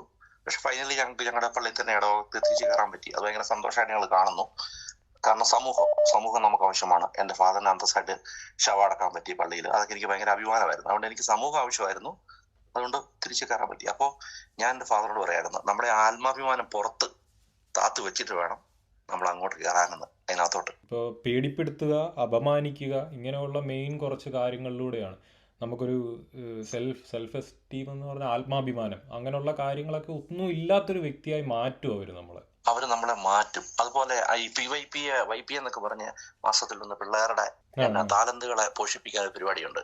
അപ്പോ ഞാൻ ഒരിക്കൽ കണ്ടാണ് 4.5 വയസ്സുള്ള ഒരു പെങ്കൊച്ച. അതിനോട് ആ പാസ്റ്റർ പറയുവാണ്, എടി നീ അടുത്ത ഞായറാഴ്ച 10 ബാധകൾ പഠിച്ചുകൊണ്ട് വരണം. അതെ, ആദിജാതം മരിച്ചു, തവള പെരുകി, നായിച്ച പെരുകി, കല്ലുമഴ പെയ്തു, ഇതൊക്കെയാണ് യഹോവയുടെ ബാധകൾ 10. ഞാൻ അന്ന് മനസ്സിൽ ചിന്തിച്ചു, 4.5 വയസ്സുള്ള കൊച്ചിന്റെ മനസ്സിൽ ആ നെഗറ്റീവും ഇരുട്ടും ബ്ലാക്കും പഠിപ്പിക്കുന്നതിന്റെ സ്ഥാനത്ത് ഒരു 10 അനുഗ്രഹം പഠിച്ചുകൊണ്ട് വരാൻ പറഞ്ഞിരുന്നെങ്കിൽ, നിന്നെ പോലെ നിന്റെ അയൽക്കാരനെ സ്നേഹിക്കണം തുടങ്ങിയുള്ള എത്രയോ ബ്ലെസ്സിങ്സ് എന്ന് പറഞ്ഞാൽ മാനിഷ സോഷ്യൽ ആനിമൽ, നമുക്ക് അതിനെ പറ്റി എത്രയോ കാര്യങ്ങൾ പുതിയ നിയമത്തിൽ കിടപ്പുണ്ട് അല്ലേ? ഒത്തിരി കാര്യങ്ങളില്ലേ നമുക്ക്. അങ്ങനെ ഒരു 10 കാര്യം പഠിക്കാൻ ആ കൊച്ചൊന്ന് മുന്നോട്ടൊരു നല്ലൊരു സമൂഹത്തിന് നല്ലൊരു പൗരനായി, ഒരു നല്ല മനുഷ്യനായി വന്നേ. ഇവര് കൂടുതലും ഫോക്കസ് ചെയ്യുന്നത് നെഗറ്റിവിറ്റിയിലാണ്. നെഗറ്റീവായിട്ടുള്ള കാര്യങ്ങളെ ഫോക്കസ് ചെയ്തു തന്നെയാണ് ഇവരുടെ പഠിപ്പീരുകൾ. അതുകൊണ്ട് തന്നെയാണ് ഇപ്പോൾ ഈ കൃപയുടെ സുവിശേഷം, ഗോസ്പൽ ഓഫ് ഗ്രേസ് എന്നൊക്കെ പറഞ്ഞ് പൊങ്ങി വരുമ്പം ഇവരതിനെ ദുരുപദേശം എന്ന് പറയുന്നത് ഈ ഒരു കാരണം കൊണ്ടാണ്. കാരണം അവർ യേശുക്രിസ്തുവിൻ്റെ ക്രൂശിൽ മരണത്തോടു കൂടി നമുക്കിനിയും പാപമില്ല, ഇനിയും നിങ്ങൾ മോശപ്പെട്ട് ജീവിച്ചാലും ശരി അല്ലാതെ ജീവിച്ചാലും ശരി എങ്ങനെയായാലും സ്വർഗത്തിൽ ചെന്നെത്തും എന്നൊരു സുവിശേഷം പറയുമ്പോൾ ഇവർക്ക് അതിനോട് യോജിക്കാൻ പറ്റാത്തത്. അങ്ങനെ ഒരു കാര്യം പറയുവാണെങ്കിൽ കൃത്യമായിട്ട് ഇവരുടെ കയ്യിലെ ആ ചരടിൽ നിൽക്കത്തില്ല നമ്മൾ. ഇവർ എപ്പോഴും ഈ നെഗറ്റീവ് സാധനങ്ങൾ ഇട്ട് നമ്മളെ പേടിപ്പിച്ച് ഭീഷണിപ്പെടുത്തി ഈ ആ വരുതിയിൽ നിർത്തുന്നൊരു സുവിശേഷമാണ് ഇവരുടെ സുവിശേഷം, പ്രധാനമായും പെന്തക്കോസ്തുകാർ. ഞാൻ ചോദിക്കട്ടെ, കഴിഞ്ഞ ഞായറാഴ്ച വരെ ഞാൻ നിങ്ങളെ ഉപദേശിച്ചു, പ്രസംഗിച്ചു, നിങ്ങളിതെല്ലാം കേട്ട് മാനസാന്തരപ്പെട്ടു, ഇന്ന് തൊട്ട് നിങ്ങൾ നല്ലവരായി, അതുകൊണ്ട് ഇനി എനിക്ക് ഇന്ന് അധികം പ്രസംഗിക്കേണ്ടി വരുന്നില്ല എന്നാരും പറയാറില്ല. ഇവരാരും ഈ പ്രസംഗിക്കാറില്ല. പകരം അന്നും ഇയാള് പ്രസംഗിക്കുന്നത് നീ പാപിയാണ്, നീ ദോഷിയാണ് എന്നുള്ള രീതിയിലാണ് പ്രസംഗിക്കുന്നത്. അപ്പൊ അങ്ങനെയാണ് കഴിഞ്ഞ ഞായറാഴ്ച വരെ പ്രസംഗിച്ച പ്രസംഗത്തിന് എന്താ കാര്യം വിലയിരിക്കുന്നത്? ശരിയല്ലേ? അവസാനിക്കാത്ത തരത്തിലുള്ള പാപങ്ങളാണ്. ഇവർക്കെന്നും നമ്മളെ ഈ പറയുന്ന പോലെ പാപിയായി, അപമാനിതനായി, തല താഴ്ത്തിയിട്ടവനെ, കുമ്പിട്ടവനായി എന്നും നമുക്ക് നിർത്തണം. എന്നാൽ കഴിഞ്ഞ ഞായറാഴ്ച അത്രയും പ്രസംഗിച്ച് അവസാനം നിങ്ങളെ ഞാൻ പ്രബോധിപ്പിച്ച് ഉത്ബോധിപ്പിച്ച് നമ്മൾ അവസാനം എല്ലാം ഏറ്റു പറഞ്ഞ് പാട്ടും പാടി കർത്തൃമേശം കഴിച്ച് പോകുന്നത്. അതുകൊണ്ട് നിങ്ങളെല്ലാം ഈ ആഴ്ച നല്ലവരാണ്, എനിക്ക് ഈ ആഴ്ച അധികം പ്രസംഗിക്കേണ്ടെന്ന് ഇവർ പറയാറില്ല. വീണ്ടും ഇവരെ അതെല്ലാം മറന്നു പോയിട്ട് വീണ്ടും തന്നെ പിന്നെ ഇത് തന്നെ പ്രസംഗിക്കും അടുത്ത ഞായറാഴ്ച ഈ പാസ്റ്റർമാര്. അപ്പൊ അവർ പറയുന്നതിനോടൊരു നീതി അവർ പുലർത്തുന്നില്ല. നന്നായ എത്ര പേരുടെ കൈപൊക്കുന്ന ചോദിക്കാറുണ്ട്. അരുണ് പറഞ്ഞല്ലോ ഇവര് നെഗറ്റീവ് ആണല്ലോ കൂടുതൽ പ്രസംഗിക്കുന്നത്. ഞാൻ അവിടെ വെച്ച് ആന്റിയുടെ ആംഗ്ല പാസ്റ്റർ അദ്ദേഹം പ്രസംഗിച്ച് കഴിയുമ്പോഴത്തേക്ക് എല്ലാവരുടെയും മനസ്സിനകത്തുണ്ടല്ലോ ഒരു നെഗറ്റീവ്, ഒരു കരി, ഒരു ബ്ലാക്ക്, ഒരു ഡാർക്ക്, ഒരു വല്ലാത്ത ഫീലാ വരുന്നത്, ഒരു ഹാപ്പിനെസ് അല്ല വരുന്നത്. അതെന്തുകൊണ്ടാന്ന് ചോദിച്ചാൽ നമ്മളെ ഗിൽറ്റ് അടുപ്പിക്കും. അതെ, എന്തുകൊണ്ടാന്ന് ചോദിച്ചാൽ ഇവര് സേവിക്കുന്നത് യഹോവ എന്ന ഒരു സാധനത്തിനെ ഇവര് സേവിക്കുന്നത്. ഈ യഹോവ എന്ന് പറയുന്നത് ഒരു ഇസ്രായേലിന്റെ ഒരു ഗോത്രദേവൻ. യഹോവ കൂരിരുളിൽ വസിക്കുന്നു, യഹോവയുടെ മൂക്കിൽ നിന്ന് പുക വന്നു, യഹോവയുടെ ഉത്സവ ദിവസമായ അമാവാസിയിലും, അതായത് കർത്തവാ ഉത്സവ ദിവസമായ മൂക്കിൽ നിന്ന് പുക പൊങ്ങുന്ന കൂരിൽ ഇരിക്കുന്ന ആളാണ് ഇവരുടെ ദൈവം. സൈന്യങ്ങളുടെ ദൈവമായ യുദ്ധങ്ങളുടെ ഒരു ദൈവമാണ് സത്യത്തില് യഹോവ. അതുകൊണ്ട് തന്നെയാണ് ഇത്ര കൊല്ലലും കൊലവിളിയും നടത്തുന്ന ഒരു ദൈവമാണ് ഇവരുടെ ദൈവം സത്യത്തില്. അതെ, നമ്മൾ രണ്ടുപേരുടെ ഒരു ട്രാവൽ ഏജൻസി തുടങ്ങി നമ്മളൊരു 10,000 പേരുമായിട്ട് നമ്മൾ ഒരു സ്ഥലത്ത് കൊണ്ടാന്നും പറഞ്ഞ് അവരെ വിശ്വസിപ്പിച്ച് നമ്മളെ ഇറക്കിയിട്ട് 11 ദിവസത്തെ വഴിപൂരത്തിന് 40 ദിവസം മരുഭൂമിയിലോട്ട് വട്ടം കറക്കി അവസാനം അവിടെ ചെന്നപ്പം 20 വയസ്സിന് മേലെ പ്രായമുള്ള 2 പേരെ ഉള്ളായിരുന്നല്ലോ. ബാക്കി ഇത്രയും പേരെ മരുഭൂമിയിൽ കൊന്നുകളഞ്ഞ ദൈവമാണ്. അപ്പൊ നല്ല ടൂർ ഓപ്പറേറ്റർ അല്ലേ അതെ ഈ ദൈവം? അടിപൊളിയല്ലേ അത്? 20 വയസ്സിന് മേലെയുള്ള ഒറ്റ ഒരുത്തം പോലും അവിടെ എത്തിയില്ലെന്ന് വളരെ അഭിമാനത്തോടെ എഴുതി വെച്ചിരിക്കുന്നത്. എന്റെ കൂട്ടുകാരൻ പറഞ്ഞിട്ടുണ്ട്, 80 വർഷം മുമ്പ് സ്കൂളിൽ അവന്റെ അപ്പന് ഒരു ഒറ്റ തോർത്ത് കൊടുത്താണ് പോയിക്കൊണ്ടിരുന്നത് എന്ന് പറഞ്ഞു കേട്ടിട്ടുണ്ട്. അപ്പം 80 വർഷം മുമ്പ് ഇതായിരുന്നു അവസ്ഥയെങ്കിൽ അന്നത്തെ കാലത്ത് ജനം വിളിച്ചിറക്കി അവർ മരുഭൂമിയിൽ പോകുന്നു. അവർക്ക് ആഹാരം വേണം, സമയത്തിന് ആഹാരം കിട്ടുന്നില്ലെങ്കിൽ അവർ പിറുപിറുക്കും. അത് സ്വാഭാവികം. മനുഷ്യരാണ്, മരുഭൂമിയിലാണ്. അത് ഓർക്കേണ്ട ഒരു കാര്യമാണ്. അന്നേരത്തേനാണ് പിറുപിറുത്തി ഉടനെ നല്ല ഒന്നാന്തരം 916 അഗ്നി സർപ്പങ്ങളെ അയച്ച് കൊല്ലുക. സർവകാരുണ്യവാനായ ദൈവം എന്ന് പറയുകയും ചെയ്യും അവസാനം പറയുകയും ചെയ്യും. അപ്പം ഈ മോശ പറയുന്നുണ്ട്, യഹോവേ നിന്റെ കോപം ഒന്ന് അടക്കൂന്ന് പറയുന്നുണ്ട്. നിന്റെ കോപം ഒന്ന് അടക്കെന്ന് പറയുന്നു. ആ മനുഷ്യൻ ദൈവത്തെ നിയന്ത്രിക്കുന്നുണ്ട്. അപ്പം ഇവരുടെ ദൈവം എന്ന് പറയുന്നത് കുത്ത്, കൊല, വെട്ട്, കൊലപാതകം. ഇവരുടെ ദൈവം മാത്രമേ ഉള്ളൂ തങ്കൽ ആശ്രയിക്കുന്ന സ്വന്തം ജനത്തെ ശത്രുക്കൾക്ക് ഏൽപ്പിച്ചു കൊടുക്കുന്നത്.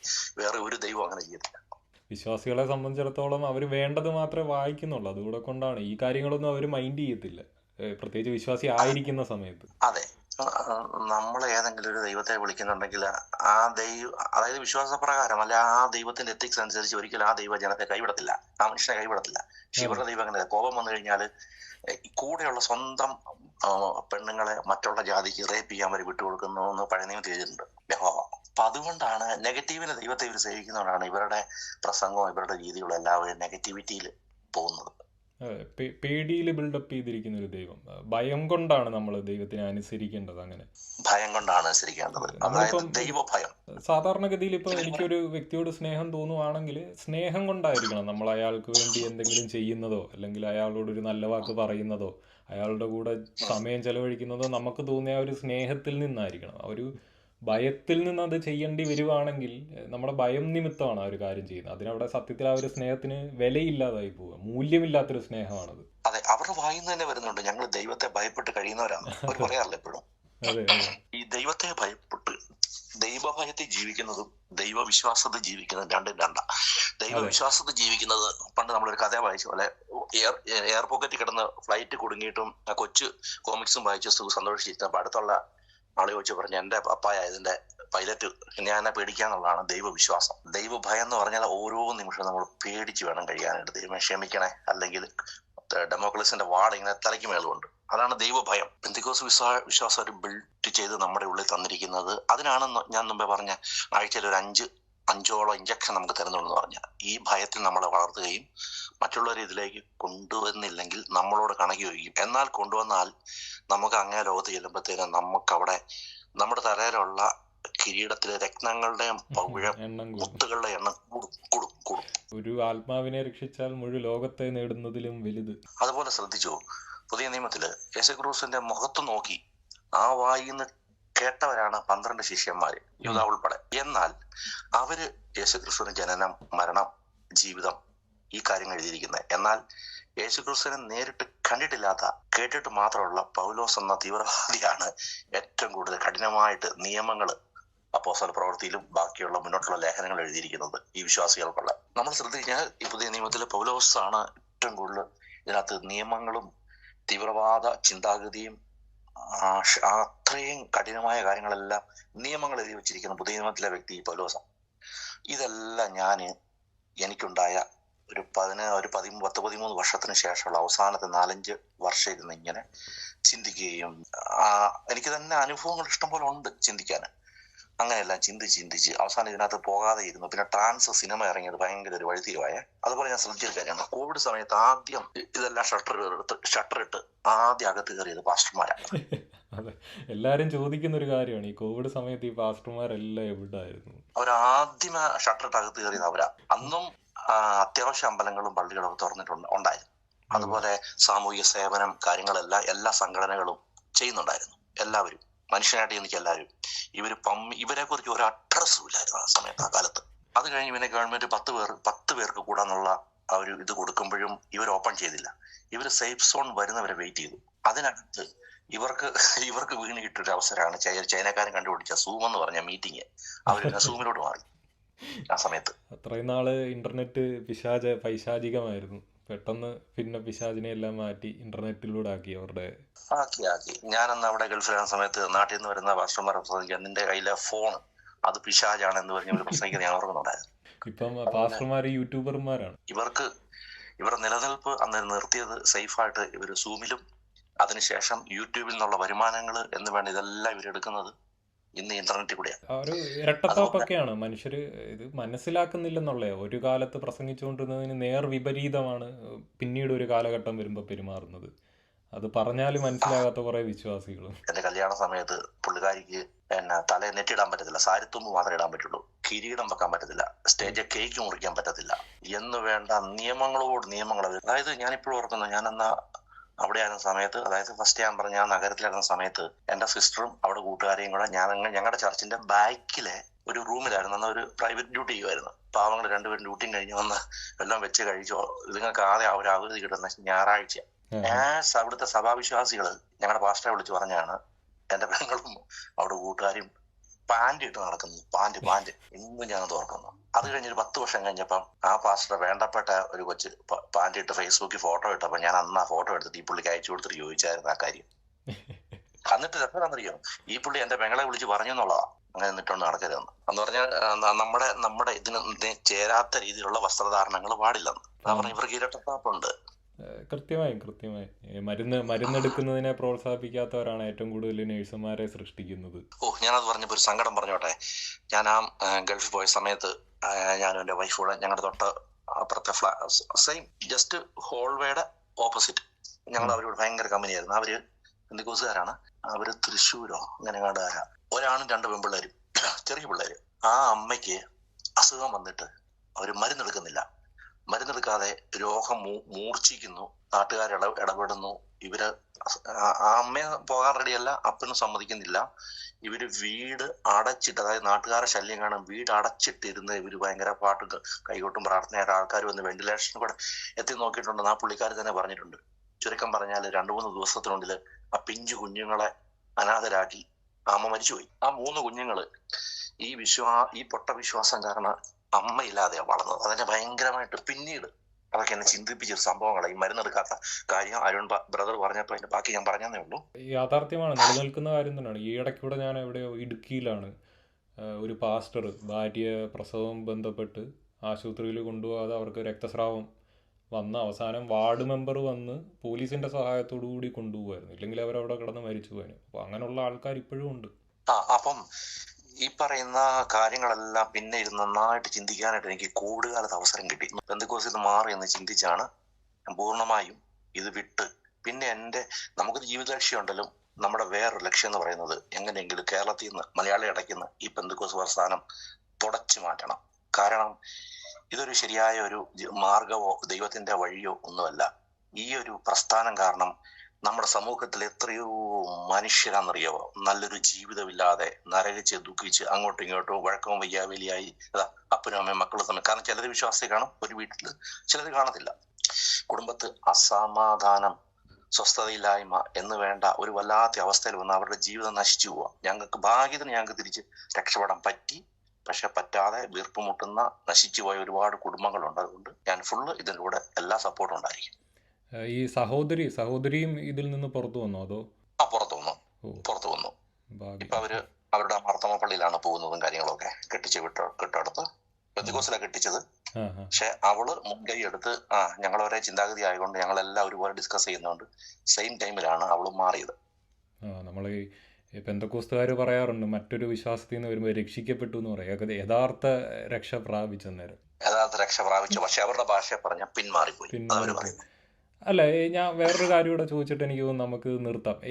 യഥാർത്ഥത്തിൽ ഇതിൽ ആ ഒരു വിശ്വാസിയായി തീവ്രമായ ആ ഒരു സ്നേഹം കൊണ്ട് നിന്ന സമയമല്ല, അല്ലാതെ ഈ തീവ്രമായ വിശ്വാസിയായ ഒരു കാര്യം പറഞ്ഞല്ലോ, ഈ സ്വന്തം 11 വർഷത്തെ സ്നേഹബന്ധം പോലും വേണ്ടെന്ന് വെച്ച് അത്രയും തീക്ഷ്ണമായി നിന്ന ആ ഒരു വിശ്വാസി, അതിനെയാണല്ലോ അവർ കൃത്യമായ നല്ലൊരു 916 വിശ്വാസിയായി അവർ കണക്കാക്കുന്ന. അങ്ങനെ തീവ്രമായിട്ട് നിൽക്കുന്ന ഒരു വ്യക്തി ആയിരിക്കത്തില്ലേ? അപ്പം ആ ഒരു പെന്തക്കോസ്ത് വിശ്വാസിയായിരുന്ന വ്യക്തിയും ഇപ്പോൾ ഇവരുടെ പിന്മാറ്റത്തിൽ നമ്മളുടെ ഈ ഒരു രക്ഷയുടെ അനുഭവത്തിലേക്ക് വന്നപ്പോഴും ഉള്ള ആ ഒരു വ്യത്യാസം എന്താണ് മെയിനായിട്ട് തോന്നുന്നത്? ഇപ്പോഴെനിക്ക് മനസ്സിലായത് ഞാനൊരു ശരിക്കും ഒരു മനുഷ്യനാണെന്നും ഈ ഭൂമി എത്ര സുന്ദരമാണെന്നും നമുക്ക് എന്ത് സ്വതന്ത്രമായിട്ട് ഇപ്പൊ മനസ്സിന് റിലാക്സേഷൻ ആണ്. നമ്മളിപ്പോ ഹാപ്പി ആയിട്ടാണ് നമ്മൾ ശരിക്കും ഇവര് പറയുന്ന ഒരു ഹാപ്പി ഇല്ല, ആ ഹാപ്പിയിൽ അതെ. ഇപ്പോഴാണ് നമ്മൾ എത്തിയത്. ഇത് ഞാൻ ആരെന്നെ കോണ്ടാക്ട് ചെയ്താലും ഞാൻ അവരോട് ചോദിക്കാറുള്ള ഒരു ചോദ്യമാണ്. കാരണം എനിക്കും അനുഭവപ്പെടുന്ന ഒരു കാര്യമാണ്. യഥാർത്ഥ സമാധാനം, യഥാർത്ഥ സന്തോഷം, ഭയമില്ലാതെ ആങ്സൈറ്റിയാണ്. ഇത് ഈ ഒരു വിശ്വാസത്തിൽ നിൽക്കുന്ന എല്ലാവർക്കും അമിതമായിട്ടുള്ളൊരു കാര്യം എന്ന് പറഞ്ഞാൽ ആങ്സൈറ്റിയാണ്. കാരണം ഇവർ ഈ പാപം പാപം പാപം പാപം പ്രസംഗിച്ച് നമ്മളെ ഓരോ നിമിഷവും ചെയ്യുന്നത് തെറ്റാണോ മോശമാണോ ദൈവത്തിന് ഇഷ്ടപ്പെടുമോ എന്നുള്ള ചിന്താഗതി മാറിയിട്ട് യഥാർത്ഥ സമാധാനം അല്ലെങ്കിൽ യഥാർത്ഥ സ്വസ്ഥത അനുഭവിക്കുന്ന ഈ ഒരു വിശ്വാസം വിട്ടതിന് ശേഷമാണ്. അതെ, നമ്മുടെ നെഞ്ചത്തൊരു ഭാരം കല്ല് വെച്ച പോലെയായിരുന്നു. മറ്റേത് എപ്പോഴും ദൈവമേ ക്ഷമിക്കണം എന്ത് അത് ചോദിക്കാൻ നമുക്ക് നേരമുള്ളൂ. കാരണം നമ്മൾ എപ്പോഴും ഒരു ഭാരത്തിലാണ് നമ്മൾ ജീവിച്ചിരുന്നത്, അതെ അതെ ഒരു പാപിയായിട്ട്. ഇപ്പോ കാര്യം ഇപ്പൊ ഈ പറയുന്ന പോലെ സമാധാനം, സന്തോഷം. അപ്പോഴും ചിന്തിക്കുന്നവർ ഈ ഭൂമി എത്ര സുന്ദരമാണ്, നമ്മുടെ ചുറ്റുവട്ടം എത്ര സുന്ദരമാണ്, ഓരോ ആചാരങ്ങള്, വിശ്വാസങ്ങള്, അത് ഇത് എന്ന് വേണ്ട അവർക്ക് അവരുടേതായ കാര്യങ്ങള്. ഇതിനകത്തെല്ലാം നാനാത്വത്തിൽ ഏകത്വം എന്ന് പറഞ്ഞ പോലെ ഒരാവശ്യം വന്നാൽ ഓടി വന്ന് സഹകരിക്കാൻ എല്ലാ മനുഷ്യരും ഉണ്ട്. അതെ ഇങ്ങനെയൊക്കെ നമ്മൾ മനസ്സിലാക്കിയതൊക്കെ ഇപ്പോഴാണ് നമ്മളത് സ്വതന്ത്രനായി കഴിഞ്ഞിട്ടാ. അതെ അതെ അതെ ഇപ്പൊ മനസ്സമാധാനത്തോടെ ഉറങ്ങാൻ പറ്റുന്നുണ്ട്. മറ്റേത് പ്രാർത്ഥിച്ചില്ലെങ്കിൽ അതൊരു ഭാരവാ. എന്തെങ്കിലും വന്നു കഴിഞ്ഞാൽ പിന്നെ പ്രാർത്ഥിക്കാഞ്ഞുകൊണ്ടാണ്. ഇന്നിപ്പോ ഒരു കുഴപ്പമില്ല, ഇന്നിപ്പോ ഓക്കെയാണ്, നമ്മൾ ഡബിൾ ഓക്കെയാണ്. അതെ അതെ തീർച്ചയായും എനിക്കും അതേ അനുഭവമാണ് എനിക്കുള്ളത്. ഓക്കെ, എന്തായാലും എനിക്ക് തോന്നുന്നു നമ്മൾ അത്യാവശ്യം ആ ഒരു ജീവിതം കാര്യങ്ങൾ സംസാരിച്ചു കഴിഞ്ഞു. അപ്പോൾ നമുക്ക് അതൊന്ന് വൈൻഡപ്പ് ചെയ്യാമെന്ന് വിചാരിക്കുന്നല്ലേ? ശരി ശരി, ശരി. വൈൻഡപ്പ് ചെയ്യാൻ കുഴപ്പമില്ല.